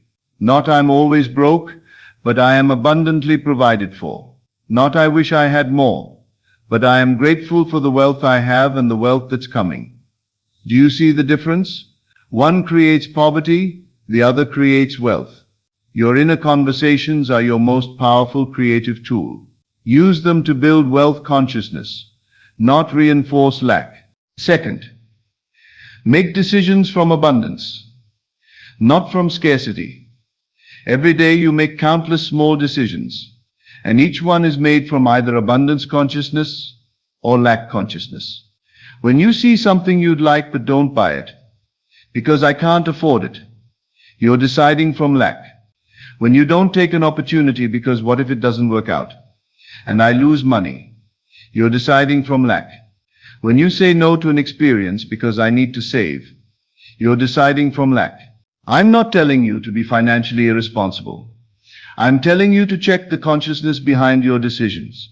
A person with wealth consciousness might choose not to buy something, but they'd think, I'm choosing to allocate my resources differently, or that doesn't align with my values, or I'm prioritizing something else right now. Not I can't afford it. That's poverty speaking. Start making decisions, even small ones, from a consciousness of abundance. Choose from desire, not from fear. Select from alignment, not from limitation. This shift in decision-making changes your entire consciousness. Third, give from your current resources. This is one of the most powerful practices for building wealth consciousness. and one of the most resisted. When you have little, your poverty consciousness says, I can't give. I barely have enough for myself. Once I have more, then I'll give. But this is backwards. Giving creates the consciousness of having. Giving affirms abundance. Giving tells your subconscious, I have more than enough. I have overflow. You don't give because you have excess. You give to create the consciousness of excess. Jesus said, give, and it shall be given unto you. Pressed down, shaken together, and running over. He didn't say receive and then you'll be able to give. The giving comes first. The giving creates the receiving. So starting today, give from whatever you have. If you have $100, give $5. If you have $20, give $2. If you have only $5, give 50 cents. The amount doesn't matter. The consciousness matters. When you give, even when it feels like you don't have enough, you're affirming to yourself and to God your own wonderful human imagination. I am abundant. I have more than enough. I am rich. And your subconscious, receiving this impression, begins to create conditions that match it. Fourth, notice what you already have. Poverty consciousness focuses on lack. Wealth consciousness focuses on abundance. Right now, look around your life. You have abundance everywhere, but you're not seeing it because you're trained to see lack. You have a place to live. You have food. You have clothing. You have relationships. You have abilities. You have opportunities. You have thoughts, imagination, consciousness itself. You have wealth that billions of people throughout history never possessed. Yet you feel poor because you're comparing yourself to those who have more, rather than appreciating what you actually possess. Gratitude for what you have creates the consciousness of abundance. And the consciousness of abundance attracts more to be abundant about. Start each day by really noticing what you already have. Not as a technique to get more, but as a genuine recognition of the wealth already present in your life. This shifts your consciousness from lack to abundance. And abundance consciousness creates abundant manifestations. Fifth, feel wealthy in your body. Consciousness is not just mental, it's felt in the body. A person with poverty consciousness walks hunched, hurried, tense. They carry stress in their shoulders. They move through the world as if they're late, behind, not enough. A person with wealth consciousness moves differently.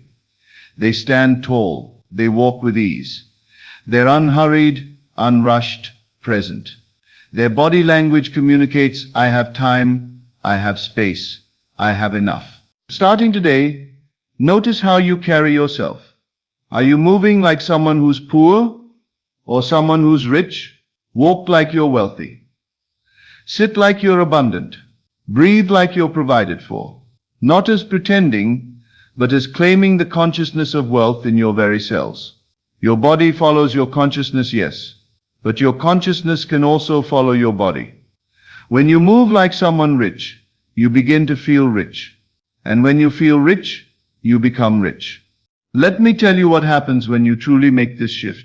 When you stop waiting for money to make you feel wealthy, and instead choose to feel wealthy now, everything changes. You stop being desperate. Desperation repels money. Wealthy consciousness attracts it. You stop making fear-based decisions. You start making aligned decisions, and aligned decisions create wealth. You stop resenting others' success. You start celebrating it as proof that abundance is available. And what you celebrate, you attract. You stop gripping money tightly. You start letting it flow.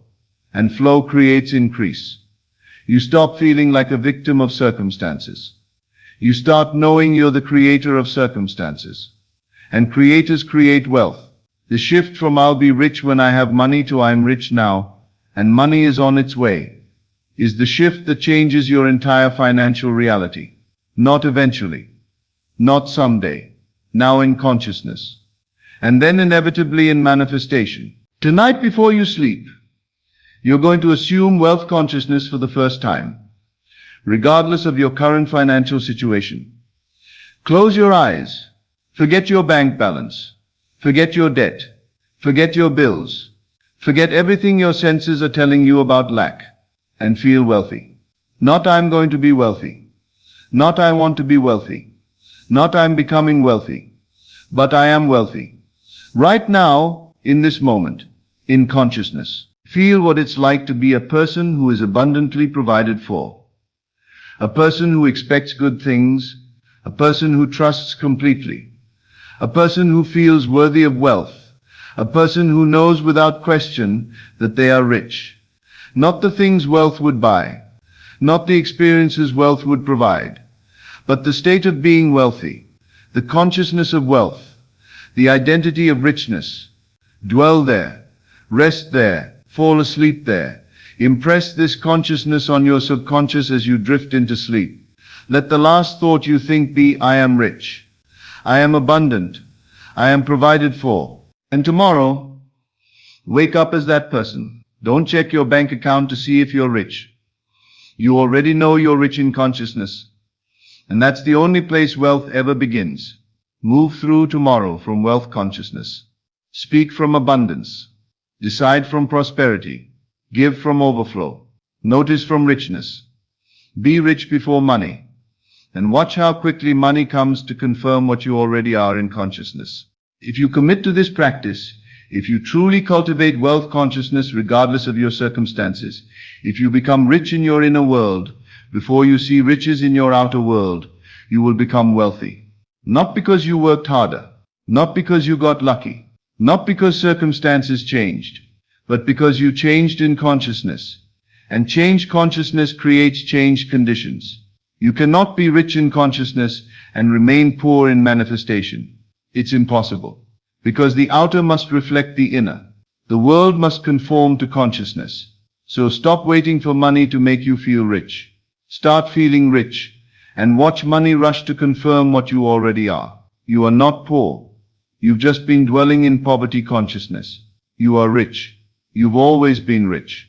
You just need to claim it in consciousness before it can manifest in form. Be rich before money, and money will have no choice but to follow. Thank you, and good evening. This is Best of Lectures. I will see you in the next video.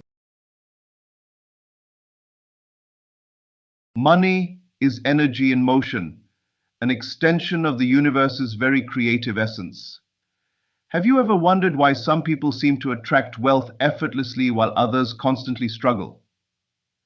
The secret lies in something beyond physical effort: vibrational frequency. When you understand that money is a projection of your mental and vibrational state, a world of possibilities opens up. Imagine being able to align yourself with this abundance energy and completely transform your financial reality. In this video, we'll explore how changing your relationship with money can unlock unexpected levels of prosperity, ready to discover the hidden power that attracts money. Our perception of scarcity is programmed. Money, like all matter, is vibrational energy, manipulable by those who understand the universal laws. However, these laws have been deliberately hidden by forces interested in keeping the masses trapped in cycles of lack.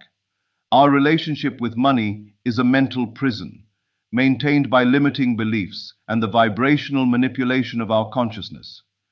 Money is not just a tool for exchange. It is a vibrational force that obeys universal laws most people are unaware of. The world around us is shaped by an invisible energy web, and money plays a central role in this system. Scarcity is not a natural condition, but an illusion, carefully imposed by systems that want to control how we perceive and experience abundance. The true key to attracting wealth lies in understanding that money is pure energy, and this energy responds directly to our vibrational frequency. When we think of money as something distant or unattainable, we create an energetic barrier that reinforces scarcity. This barrier is built by beliefs implanted early on, making us believe that money is hard to achieve or reserved for a privileged few. To break this cycle, you need to become the money itself. It's not about possessing it physically, but aligning your mind and emotions with the frequency of abundance. This requires abandoning thought patterns that keep you stuck in scarcity and starting to act and feel like someone who already lives in a state of financial abundance. The most powerful conspiracy against your prosperity is the idea of separation.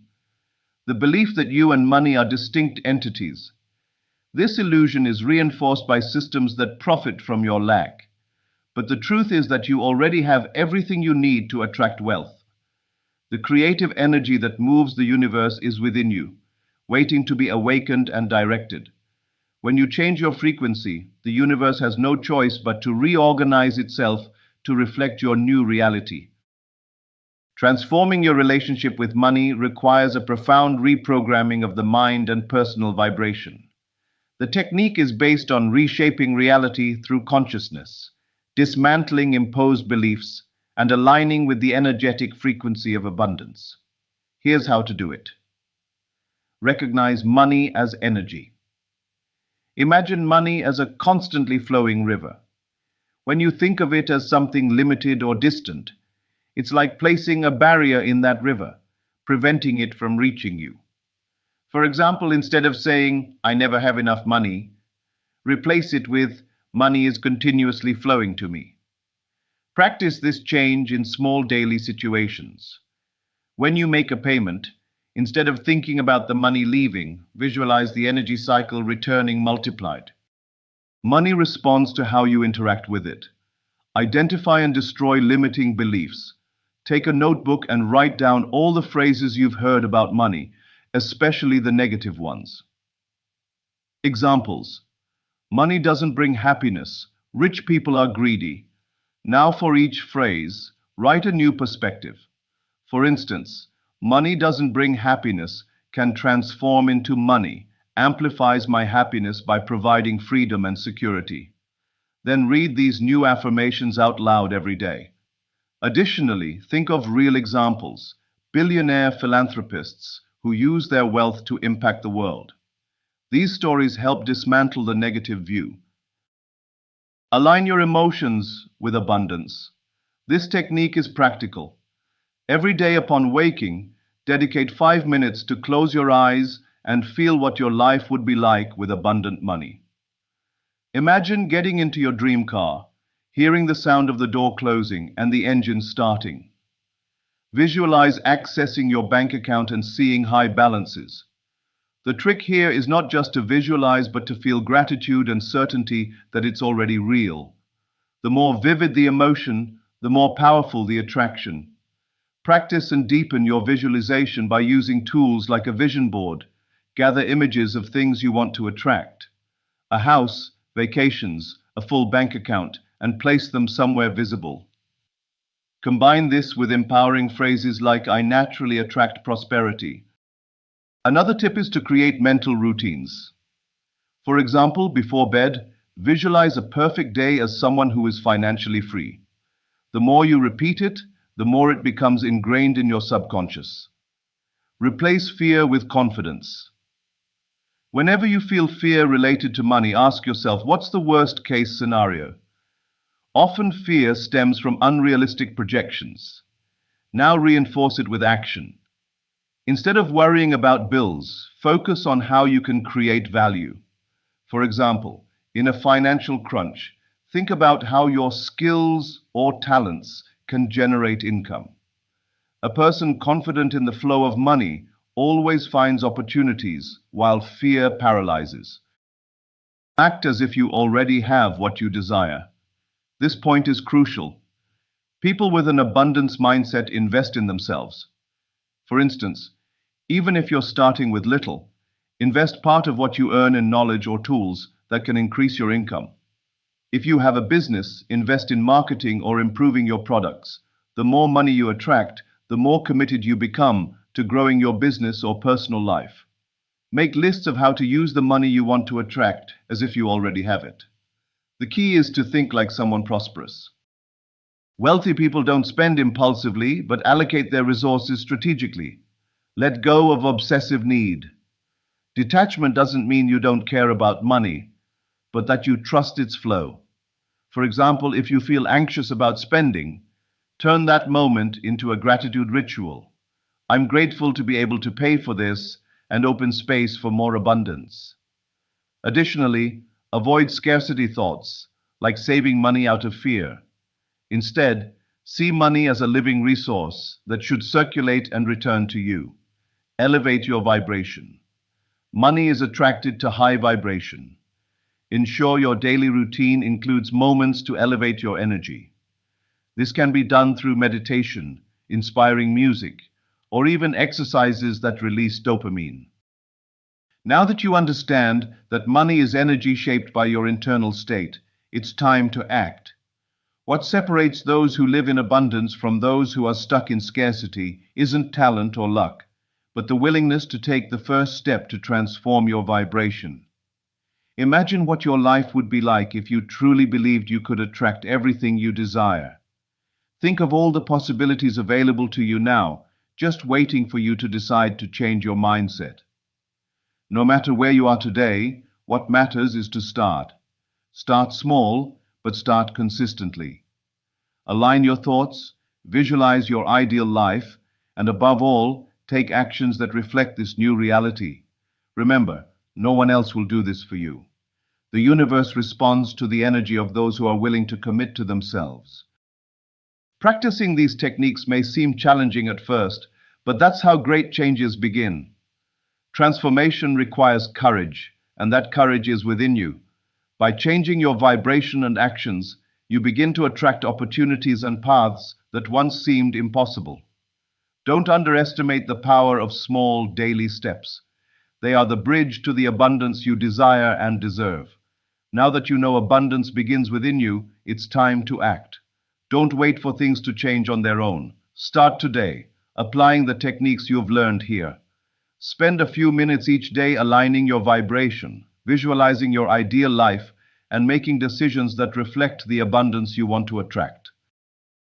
Abundance starts in the mind, grows in the heart, and manifests in reality.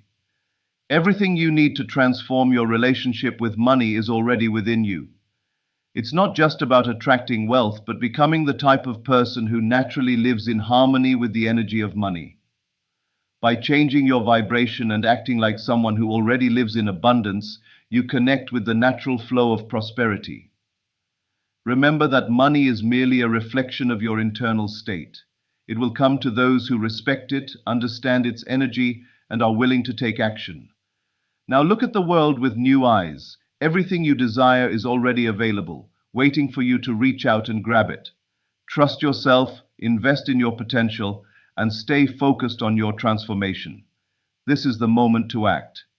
Abundance is just a step away from becoming your reality. If you need more content, insights, or techniques, you know where to find them.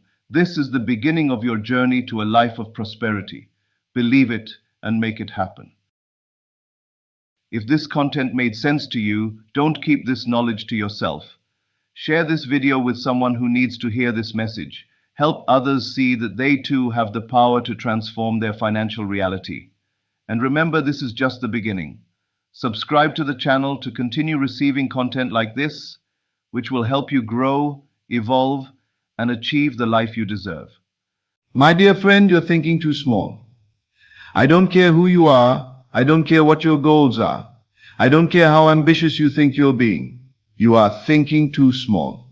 And that small thinking, that careful, realistic, socially acceptable level of ambition is the very thing that's keeping you trapped. Let me tell you something that will shake you to your core. The size of your thinking determines the size of your results. Not your effort, not your talent, not your circumstances, your thinking. And right now, in this very moment, you are operating at a fraction of your actual capacity. Because you've been conditioned to think small. You've been taught to be realistic. You've been told to stay in your lane. You've been trained to set achievable goals. And in doing so, you've murdered your potential before it ever had a chance to breathe. Tonight I want to speak to you about something that most students of this law never grasp, the principle of exponential assumption.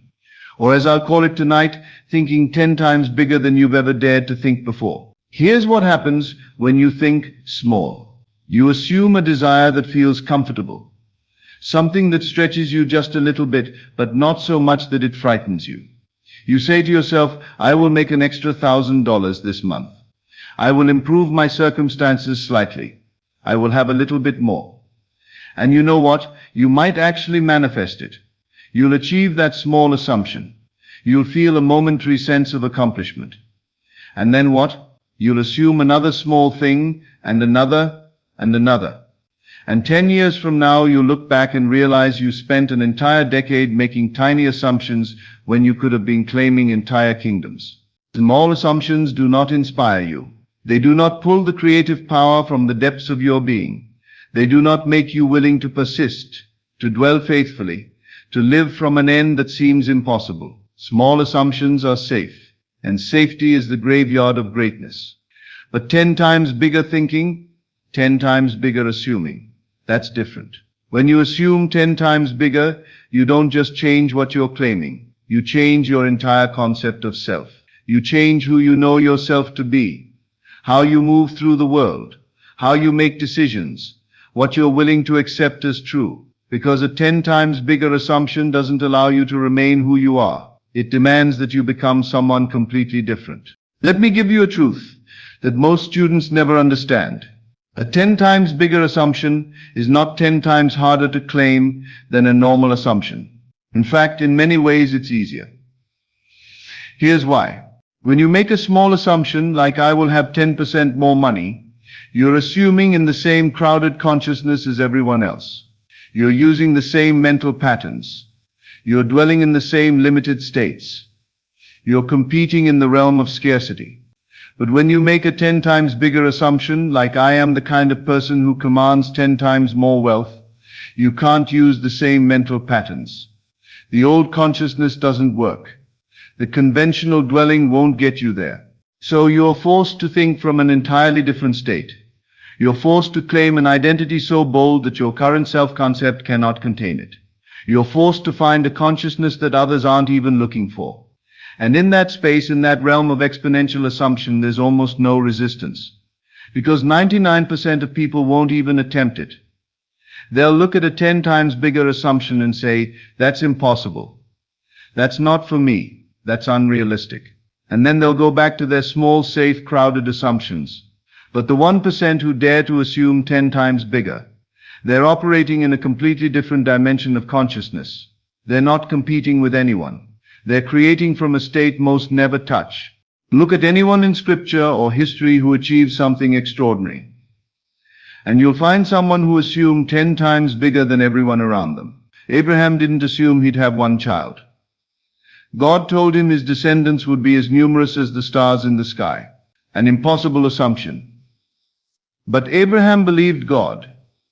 He assumed it was already done, and it was accounted to him as righteousness. Moses didn't assume he'd free a few slaves. He assumed an entire nation would walk out of bondage through a parted sea. People thought he was mad, but he assumed from the end of it being finished and the Red Sea opened. David didn't assume he'd win a fair fight with Goliath. He assumed he'd kill a giant with a stone, while the armies of Israel watched. Everyone told him he was too small, too young, too weak. But he assumed the victory before the battle, and Goliath fell. Solomon didn't assume he'd build a modest temple. He assumed he'd build a temple so magnificent that the entire world would come to see the glory of God within it. And he did. Do you see the pattern? Every person who left a mark on consciousness started by assuming at a level that made other people uncomfortable. They didn't ask what's realistic. They asked, what does God, my own wonderful human imagination, have the power to do? And that question changed everything. Here's what happens in your consciousness when you start assuming 10 times bigger. First, you feel resistance. Massive, overwhelming resistance. Because a bigger assumption exposes the gap between who you're currently assuming yourself to be and who you must become to sustain this new assumption. It shows you that your current mental diet won't support it. Your current self-concept won't contain it. Your current dwelling won't maintain it. And that's frightening. But here's the beautiful part. That resistance is proof you're claiming something worthy of you. Because small assumptions don't challenge you. They don't demand a shift in consciousness. They don't require you to die to your old concept of self and be reborn into a new one. But a 10 times bigger assumption, it demands complete transformation. It says you cannot manifest this as the person you're currently assuming yourself to be. You must become someone else entirely in consciousness. And when you accept that, when you embrace that necessity for complete transformation, something extraordinary happens. You stop trying to improve your old self-concept and start claiming an entirely new one. You stop asking, how can I get a little better? And start asking, who am I in consciousness if this desire is already fulfilled? That's the shift. That's the moment everything changes. When you assume 10 times bigger, the effects ripple through every area of your life. Your daily mental diet changes. You stop feeding your mind thoughts that don't support your assumption. You stop dwelling in states of lack or limitation. You stop engaging in inner conversations that contradict what you're claiming, because you can't afford to. The gap between who you were and who you're assuming yourself to be is too vast to waste a single thought. Your inner circle changes. You stop surrounding yourself with people who think from lack. You stop seeking approval from those who dwell in limitation. You start gravitating toward those who think from the end, who assume boldly, who see fulfillment instead of obstacles. Your standard of acceptance changes. You stop accepting mediocre assumptions. You stop settling for good enough in consciousness. You stop making excuses for why you can't assume bigger. Because when you're claiming a 10 times bigger identity, average consciousness is not an option. Average won't maintain your assumption. Your entire energy changes. You wake up different. You move through the world different. You speak different. Because you're not just assuming a desire anymore, you're inhabiting a completely new state of consciousness. You're being someone who matters in consciousness. And that energy, that 10 times bigger consciousness, is magnetic. It attracts corresponding events. It attracts resources. It attracts people who recognize that you're dwelling in a state they want to touch. Now let me tell you something that nobody wants to hear. Most people will never assume 10 times bigger. Not because they can't, but because they won't. Because assuming 10 times bigger requires you to be comfortable with the unknown. It requires you to appear foolish to those who think small. It requires you to dwell in a state so far from your current circumstances that everyone will question your sanity. Most people would rather assume a small desire and feel safe than claim a massive identity and risk looking delusional. They would rather be realistic and respected than bold and ridiculed. They would rather blend into the consciousness of the masses than stand alone in a state of greatness. And that's fine. That's their choice. But if you're still listening, if something in you is stirring, if there's a part of you that knows you were meant to assume more, to claim more, to be more in consciousness, then you're not most people. You're someone who's ready to step into exponential assumption. So here's what you're going to do right now. Tonight, you're going to take whatever desire you've been assuming and multiply it by 10. If you wanted an extra $10,000 this year, your new assumption is 100,000. If you wanted to improve your body slightly, your new assumption is complete transformation. If you wanted a small change in your circumstances, your new assumption is total revolution. I don't care if it seems impossible. In fact, it should seem impossible. Because if your assumption doesn't challenge your current self-concept, it's not big enough to transform you. Write it down. Make it specific. Make it so audacious that you feel uncomfortable, even claiming it in consciousness. And then ask yourself this question. Not how do I do this, but rather who am I in consciousness if this is already mine? Not how, who. Because the person you're currently assuming yourself to be cannot manifest a 10 times bigger desire. The mental habits you have won't maintain it. The consciousness you currently dwell in won't contain it. The self-concept you've built won't support it. So you need to assume a completely new identity. You need to think from a different state entirely. Not trying to get there, but assuming you're already there. Not hoping to become that person, but claiming you already are that person. Here's where the real power enters. When you commit to a 10 times bigger assumption, when you write it down, when you read it every single day, when you feel it as already true, when you speak from the consciousness of already being it, your subconscious mind begins to accept it as present reality, not future reality, present reality. And when your deeper mind believes something is real now, it goes to work manifesting the corresponding conditions. It begins to notice opportunities you would have missed before. It begins creating connections you wouldn't have made. It begins solving problems in ways you couldn't have conceived. Why? Because your subconscious mind, your father, the creative power within you, doesn't know the difference between what you vividly assume and what you physically experience. So if you impress it with a 10 times bigger vision, if you dwell in that state with clarity, with feeling, with persistence, it will begin to manifest that vision in your outer world. This is not mystical thinking. This is law. This is how consciousness operates. But this only works if you assume big enough.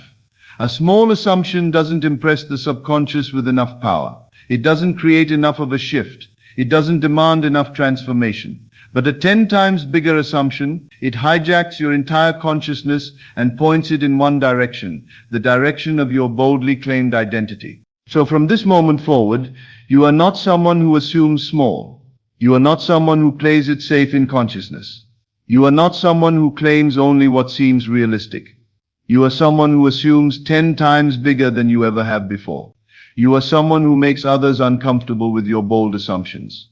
You are someone who dwells in states that others call impossible. Let me leave you with this. You have one life, one opportunity to discover what consciousness can do through you, one chance to see what you're truly capable of assuming into being. And you can spend it making small assumptions, claiming safe identities, staying comfortable in consciousness. Or you can assume 10 times bigger and discover what you're actually made of. The world doesn't need another person who thinks small. The world needs people who dare to assume impossibly big. People who claim identities that make others say that's insane. People who refuse to accept the limitations of their current self-concept. People who build empires in consciousness before a single brick is laid in the physical. People who create movements in imagination before anyone else even knows what's happening. People who transform entire realities instead of just tweaking their current circumstances. That person can be you. That person is you if you choose to assume it. So choose it now. Take your desire, multiply it by 10, write it down, and then do something that separates you from everyone else. Assume it's already yours in consciousness. Dwell in the state of already being that person. Live from the end of it being finished. Because when you assume 10 times bigger, when you truly commit to that level of consciousness, when you persist in that bold claim despite all evidence to the contrary, the outer world has no choice but to conform. Doors open, people appear, resources materialize, not because you got lucky, but because you assumed big enough to deserve them. Not because circumstances changed, but because you changed in consciousness. Not because the world gave you permission, but because you claimed your desire as already done. Tonight before you sleep, you're going to assume your 10 times bigger identity for the first time. Close your eyes. Forget your current circumstances entirely. Forget what seems possible based on where you are now. And assume, with complete conviction, that you already are the person who has this 10 times bigger desire. Feel it. Not the desire, but the identity. Not what you want, but who you are. If your desire is 10 times more wealth, feel yourself to be the kind of person who naturally commands that wealth. Not hoping for it, not working toward it, being it. If your desire is complete transformation, feel yourself to be already transformed. Not becoming, already. Dwell in that state as you fall asleep. Let that be the last impression on your subconscious mind, that bold, 10 times bigger assumption of who you are. And tomorrow when you wake as that person. Think from that state. Speak from that consciousness.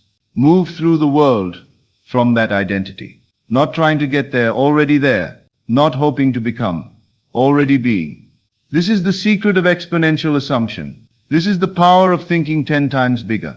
This is how you collapse years of small progress into moments of transformation. Your 10 times bigger life is not waiting somewhere in the future. It exists right now in consciousness. It's a state you can assume this very moment.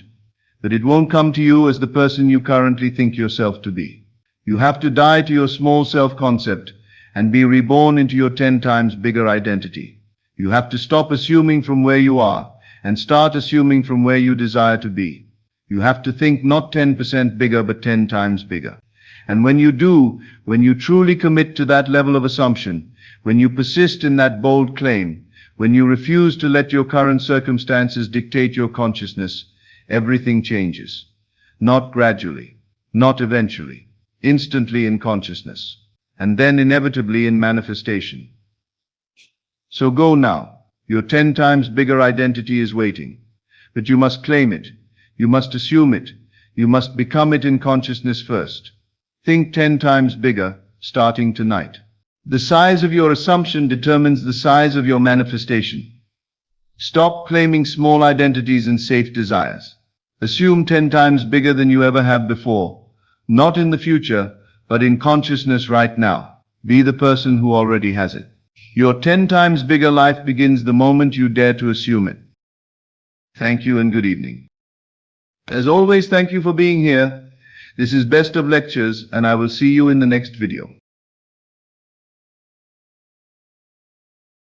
Have you ever wondered why financial abundance seems to flow easily to some people, while others struggle their entire lives? I want to share something powerful with you today that might challenge everything you believe about money and wealth creation. Look at your bank account right now. What story is it telling you? That you don't have enough? That you're struggling to make ends meet? That financial freedom is somewhere in the distant future, always just out of reach? What if I told you that story is merely an illusion, a mirage created by your own mind? The greatest barrier to your financial abundance isn't out there in the economy, job market, or your circumstances. It's within your own mind. This isn't just motivation or positive thinking. This is about understanding the sophisticated machinery of your consciousness and how it quite literally creates your financial reality. Let me ask you something deeply personal. If you woke up tomorrow with $10 million in your account, how would you truly feel? Excited? Relieved? Or maybe strangely uncomfortable? That discomfort, that subtle uneasiness at the thought of sudden wealth, reveals something profound about your relationship with money. For most of us, our connection to wealth is complicated by deep-seated beliefs we've absorbed throughout our lives, often without realizing it. Research in behavioral psychology shows that an astonishing 95% of people unconsciously reject wealth, even when it's directly within their reach. They sabotage opportunities, make self-defeating financial decisions, or simply fail to recognize abundance when it's staring them in the face. Think about the messages you've heard about money throughout your life. Money is the root of all evil. Rich people are greedy and corrupt. You have to work hard for every dollar. People like us don't get rich. Money doesn't grow on trees. We can't afford that. These aren't just harmless phrases. They're sophisticated programming that has created neural pathways in your brain. They've installed mental blocks that are actively repelling wealth from your life right now, in this very moment. These beliefs don't just influence your conscious thoughts. They shape your subconscious reactions, your instinctive decisions, and even your ability to recognize financial opportunities when they appear. Let's talk about the neuroscience behind your financial reality. Your brain is a meaning-making machine, designed to maintain what feels familiar and safe. If you've spent years living paycheck to paycheck, that pattern becomes your normal, and your brain actively works to maintain that status quo, even if consciously you want more. This explains why simply wishing for money or repeating affirmations often doesn't create lasting change. You're trying to override deep neural pathways with surface-level technique. It's like putting a fresh coat of paint on a house with a crumbling foundation.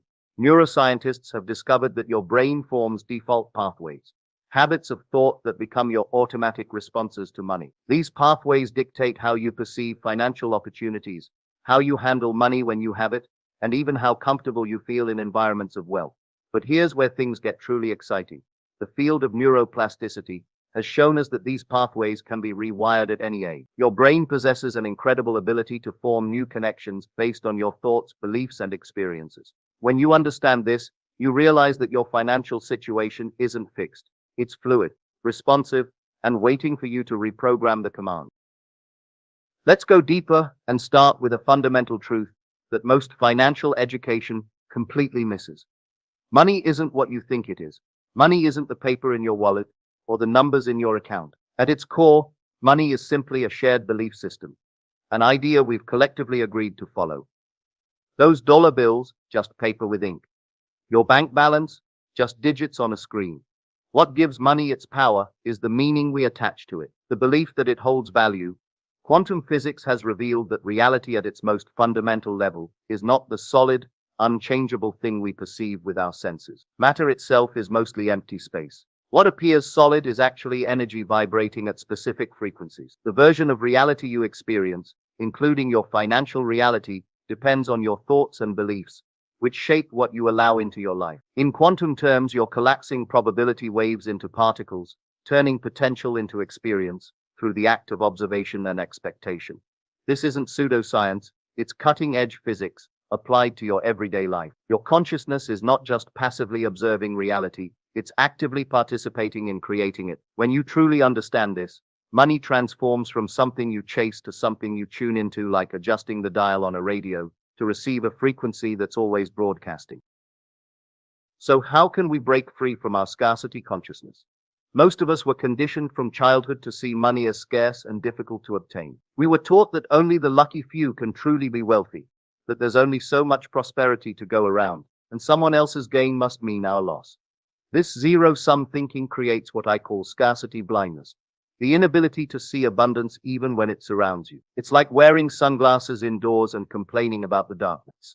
But what if abundance is actually our natural state? What if the flow of wealth is always available to us, and we've just been blocking it with our limiting belief? I invite you to consider a radical new perspective. What if money isn't something to chase or hoard, but a tool that flows freely when you're aligned with abundance? What if financial struggle isn't a reality to overcome, but an illusion to dispel? Imagine viewing your relationship with money not from a place of fear or lack, but from a deep knowledge that abundance is your birthright, as natural as breathing. This isn't positive thinking.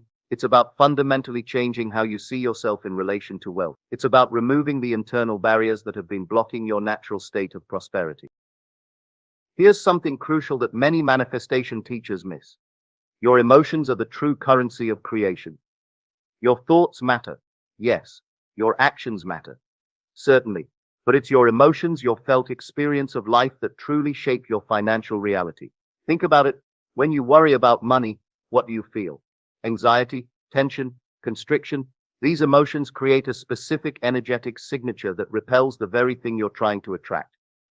Contrast that with how you feel when you're confident about your finances. Open, expansive, peaceful, generous. This emotional state creates a completely different vibration, one that naturally attracts more abundance. The key insight here is that your emotional state around money isn't just a reaction to your financial situation, it's actually creating it. This is why simply thinking positive thoughts about money while feeling scared about your bills doesn't work. Your emotions will always overpower your thoughts in the manifestation process. So how do you change your emotional relationship with money? It starts with awareness. Notice how you feel when you check your bank account, pay bills, or make purchases. These emotional responses reveal your deepest beliefs about money. Once you're aware, you can begin to shift. Find memories or experiences where you felt abundant, regardless of the amount of money involved. Perhaps it was a moment of generosity, or a time when you had exactly what you needed. Revisit these feelings regularly until they become more familiar than scarcity. Your assumptions create your reality. Every part of your life, including your finances, reflects the assumptions you hold about yourself and what you believe you deserve. Instead of trying to force external change, fully embody the reality of already having achieved what you desire. This isn't about focusing on what you want. It's about becoming who you would be if you already had it. It's identity-based transformation at its most profound. Imagine for a moment, who would you be if you were already financially abundant? How would you move through your day as your wealthy self? How would you make decisions? How would you carry yourself? What thoughts would naturally arise? This isn't pretending or fake it till you make it. It's a profound psychological and energetic transformation that rewires your brain and aligns your energy with abundance. When you consistently assume the state of being wealthy, your subconscious mind begins to accept it as truth. And once this happens, your subconscious works tirelessly to turn that inner belief into outer reality. It influences your perceptions, your decisions, the opportunities you notice, and even how others respond to you. When you assume the identity of a wealthy person, not in an arrogant way, but in a natural, confident way, that assumption gradually solidifies into your physical experience. Developing wealth consciousness requires more than occasional visualization or sporadic affirmations. It's about creating a new relationship with the entire concept of abundance. Here's what wealth consciousness truly looks like. Number 1, seeing money as a friend, not an enemy. People with wealth consciousness view money as a positive force, a tool for good, and a means of expressing value, not something dirty, stressful, or complicated. Number 2, believing in unlimited supply. Rather than seeing wealth as a limited resource to fight over, they understand that abundance is infinite and constantly expanding. Number 3, focusing on circulation, not accumulation. They understand that money, like energy, needs to flow. They're comfortable with both receiving and giving. Number 4, valuing themselves and their contributions. They know their worth and don't apologize for receiving abundant compensation for the value they provide. Number 5, taking inspired action. They don't just think about wealth, they move toward it with confident, inspired action that feels good. Number 6, practicing gratitude for what they have. They consistently acknowledge and appreciate the abundance already present in their lives. Number 7, trusting in perfect timing. They understand that wealth has its own divine timing and don't force outcomes through desperate action. The good news is that each of these aspects of wealth consciousness can be developed with consistent practice. Your brain is remarkably adaptable, capable of creating new neural pathways at any age. Now let's explore the practical tools that can help you embody this new relationship with wealth. Number 1, the I remember when technique. This powerful practice helps you create a psychological bridge from your current state to your desired financial reality. Close your eyes and imagine yourself in the future, looking back on your current financial situation as a distant memory. Say to yourself, I remember when I used to worry about money. I remember when I would check my bank account with anxiety. I remember when financial freedom seemed impossible. Now I live with complete financial abundance. Now money flows to me easily and frequently. Now I make financial decisions from a place of security and peace. As you do this, engage all your senses. Feel the emotions of relief, confidence, and gratitude. Visualize the details of your abundant lifestyle, where you live, what you wear, how you spend your time. Hear the conversations you'd have as a financially successful person. What makes this technique so effective is that it places scarcity in the past tense and abundance in the present tense, training your subconscious to accept this new reality as current truth. Practice this daily, especially before sleep, when your subconscious mind is most receptive and the critical faculty that might reject these new ideas is less active. Number 2, belief excavation and replacement. Our financial beliefs are often hidden from our conscious awareness, operating like invisible software running in the background of our minds. To transform your financial reality, you need to bring these beliefs into the light and systematically replace them with empowering alternatives. Start by examining your current financial patterns. Are you constantly overspending?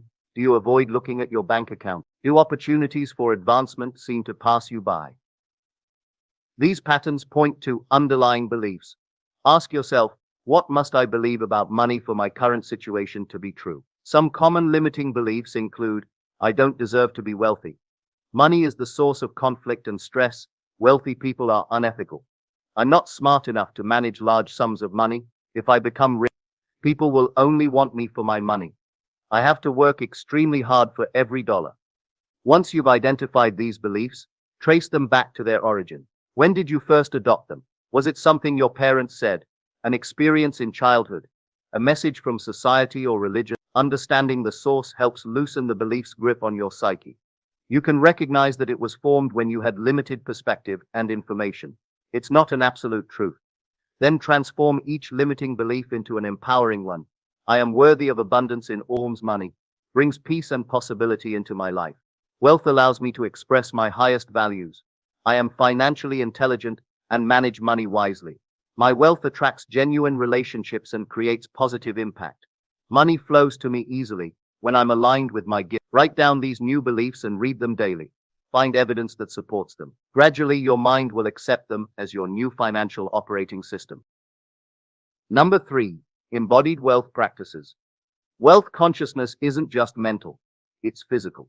Your body holds your financial beliefs in its posture, movements, and energy. Try these embodied practices to accelerate your transformation. 1. Wealth walking.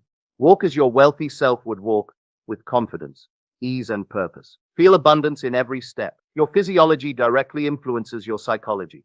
So changing how you move can change how you think and feel about money. 2. Abundant breathing. Practice deep, expansive breathing while imagining wealth flowing into your life, with each inhale and resistance, releasing with each exhale. Your breath is intimately connected to your nervous system. which governs your stress responses around money. 3. Prosperity posture. Sit or stand as if you're already financially free. Shoulders relaxed, spine tall, chest open. This posture signals to your brain that you're safe, confident, and open to receiving. 4. Wealth visualization with touch. As you visualize financial abundance, touch something that represents wealth to you, perhaps a special coin, a luxury item, or even just your wallet. This creates a somatic anchor for the feeling of abundance. Integrate these practices into your daily routine until they become second nature. Remember, you're not just changing your thoughts, you're rewiring your entire being to align with wealth. The next practical tool on our list is called Divine Partnership Protocol. Many people approach manifestation with a white-knuckle grip, trying to force outcomes through sheer will. This creates resistance that blocks the very abundance they seek. The Divine Partnership Protocol offers a more balanced approach, combining intentional creation with spiritual surrender. Start by clarifying exactly what financial abundance means to you. Be specific about amounts, time frames, and how wealth will feel and function in your life. This clarity sends a precise signal to the universe about what you're creating. Then, release your attachment to how this abundance will come to you. Trust that the universe has a broader perspective and can see opportunities invisible from your viewpoint. This doesn't mean becoming passive. It means balancing trust with inspired action, following your intuition, and taking steps that feel natural and aligned, without forcing or striving. Remember that your path to abundance may take unexpected turns. What looks like a detour or even a setback might be setting you up for an even greater opportunity. Practice this balance daily by asking, what's my next aligned step toward abundance? Then take that step with full presence, while releasing attachment to immediate outcomes. This divine dance between intention and surrender creates a frictionless path to wealth that feels more like flowing than fighting. The next tool you can use is called Reticular Activating System, reprogramming. Your brain has a filtering system called the Reticular Activating System that determines what information from your environment reaches your conscious awareness. Right now, your RAS might be programmed to filter out wealth opportunities while highlighting evidence of financial struggle. This means you could be walking past potential gold mines every day without noticing them. By consciously reprogramming your RAS, you can train your brain to spotlight abundance wherever it exists. Start by consciously deciding to notice evidence of wealth and opportunity in your daily life. This simple intention activates your RAS to prioritize abundance-related information. Then practice the 24-hour abundance challenge. For the next day, commit to seeing everything through the lens of abundance. Every person is a potential connection to wealth. Every challenge an opportunity for growth. Every resource you already have an asset. Write down every instance of abundance you notice. The free coffee a friend bought you, the unexpected discount, the compliment that boosted your confidence, the idea that sparked during your commute. No example is too small. This exercise serves two important purposes. First, it forces your RAS to actively search for wealth-related opportunities. Second, it trains you to perceive the abundance that already surrounds you but has been filtered from your awareness. After completing this challenge, review your list. You'll likely be amazed at how many moments of abundance you've been overlooking. This realization alone can shift your perception from scarcity to abundance. Make this practice of abundance spotting a daily habit. Over time, your brain will automatically begin to highlight opportunities, connections, and resources that align with your wealth goals. The ultimate level of financial transformation happens when abundance becomes not just something you do or have, but who you are. This identity level change occurs when you fully integrate your wealthy self into your current identity, eliminating the gap between who you are now and who you'll be when financially abundant. Start by creating a detailed profile of your wealthy identity. How does this version of you think? What values guide their decisions? How do they speak about money? What habits do they maintain? How do they contribute to others? Then gradually adopt these traits, one by one, into your current life. If your wealthy self would read financial books, start reading one now. If they would network with successful people, begin building those connections today. If they would invest regularly, start with whatever amount is currently available to you. The key insight here is that you don't have to wait until you have money to become your wealthy self. In fact, becoming that person first is what attracts the wealth. An effective practice for accelerating this integration is wealth identity immersion. For 20 minutes each day, completely step into your wealthy identity. During this time, think, speak, move, and make decisions exactly as your wealthy self would. This isn't role-playing. It's identity rehearsal. You're literally training your nervous system to recognize this state as normal, creating neural pathways that will eventually become your default way of being. As you implement these practices, be aware of the common obstacles that may arise. Number 1. The worthiness trap. Many people consciously desire wealth, but subconsciously don't feel worthy of it. This creates an internal conflict that blocks manifestation. Signs you might be caught in the worthiness trap include feeling guilty when good things happen, sabotaging success when it comes, or believing you must suffer or struggle to earn money. To transcend this block, recognize that worthiness is your birthright, not something to be earned. Abundance is not a reward for good behavior. It's your natural state when you remove the barriers to it. Make a daily practice of affirming your inherent worthiness. I am worthy of abundance simply because I exist. I don't need to prove, earn, or justify my prosperity. Number 2, the visibility fear. Some people unconsciously fear that becoming wealthy will make them too visible, exposing them to criticism, judgment, or expectations from others. This fear often stems from childhood experiences where standing out led to negative consequences. It creates a subconscious resistance to wealth as a protection mechanism. To overcome this block, gradually expand your comfort zone with visibility. Share your goals with supportive people. Speak about money with increasing confidence. Imagine receiving positive attention for your success and responding to it with grace. Remind yourself, I am safe being seen in my full abundance. My success inspires others and contributes to greater good. Number 3, the identity conflict.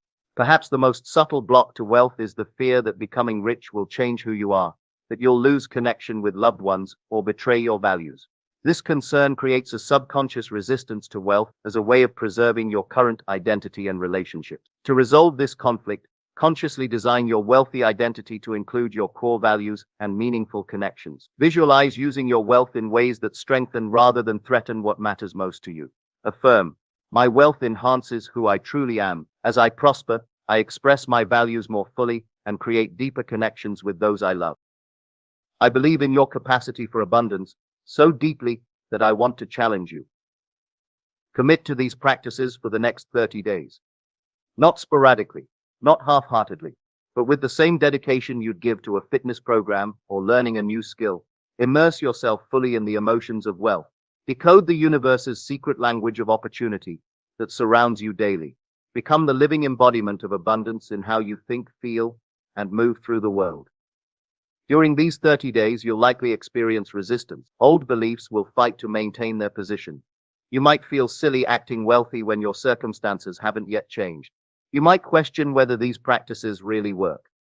This resistance is normal. It's simply your old identity trying to preserve itself. When it arises, recognize it as a sign that you're making progress. Thank it for trying to protect you, then gently continue with your practices. Your wealth isn't something distant or unattainable. It's waiting for you, hidden in plain sight. All you need to do is align yourself with it. The practice is simple, but it requires consistency. Each day, choose to see yourself differently. Choose to feel differently about money. Choose actions aligned with abundance rather than scarcity. These daily choices may seem small, but they create momentum that eventually breaks through the barriers of your old financial identity. As you transform your financial reality, something remarkable happens. Your abundance creates ripples that extend far beyond your personal experience. When you free yourself from financial stress and limitation, you become more generous, not just with money, but with time, attention, and compassion. You create jobs, support causes, solve problems, and inspire others through your example. True wealth isn't just about accumulating resources. It's about expanding your capacity to contribute.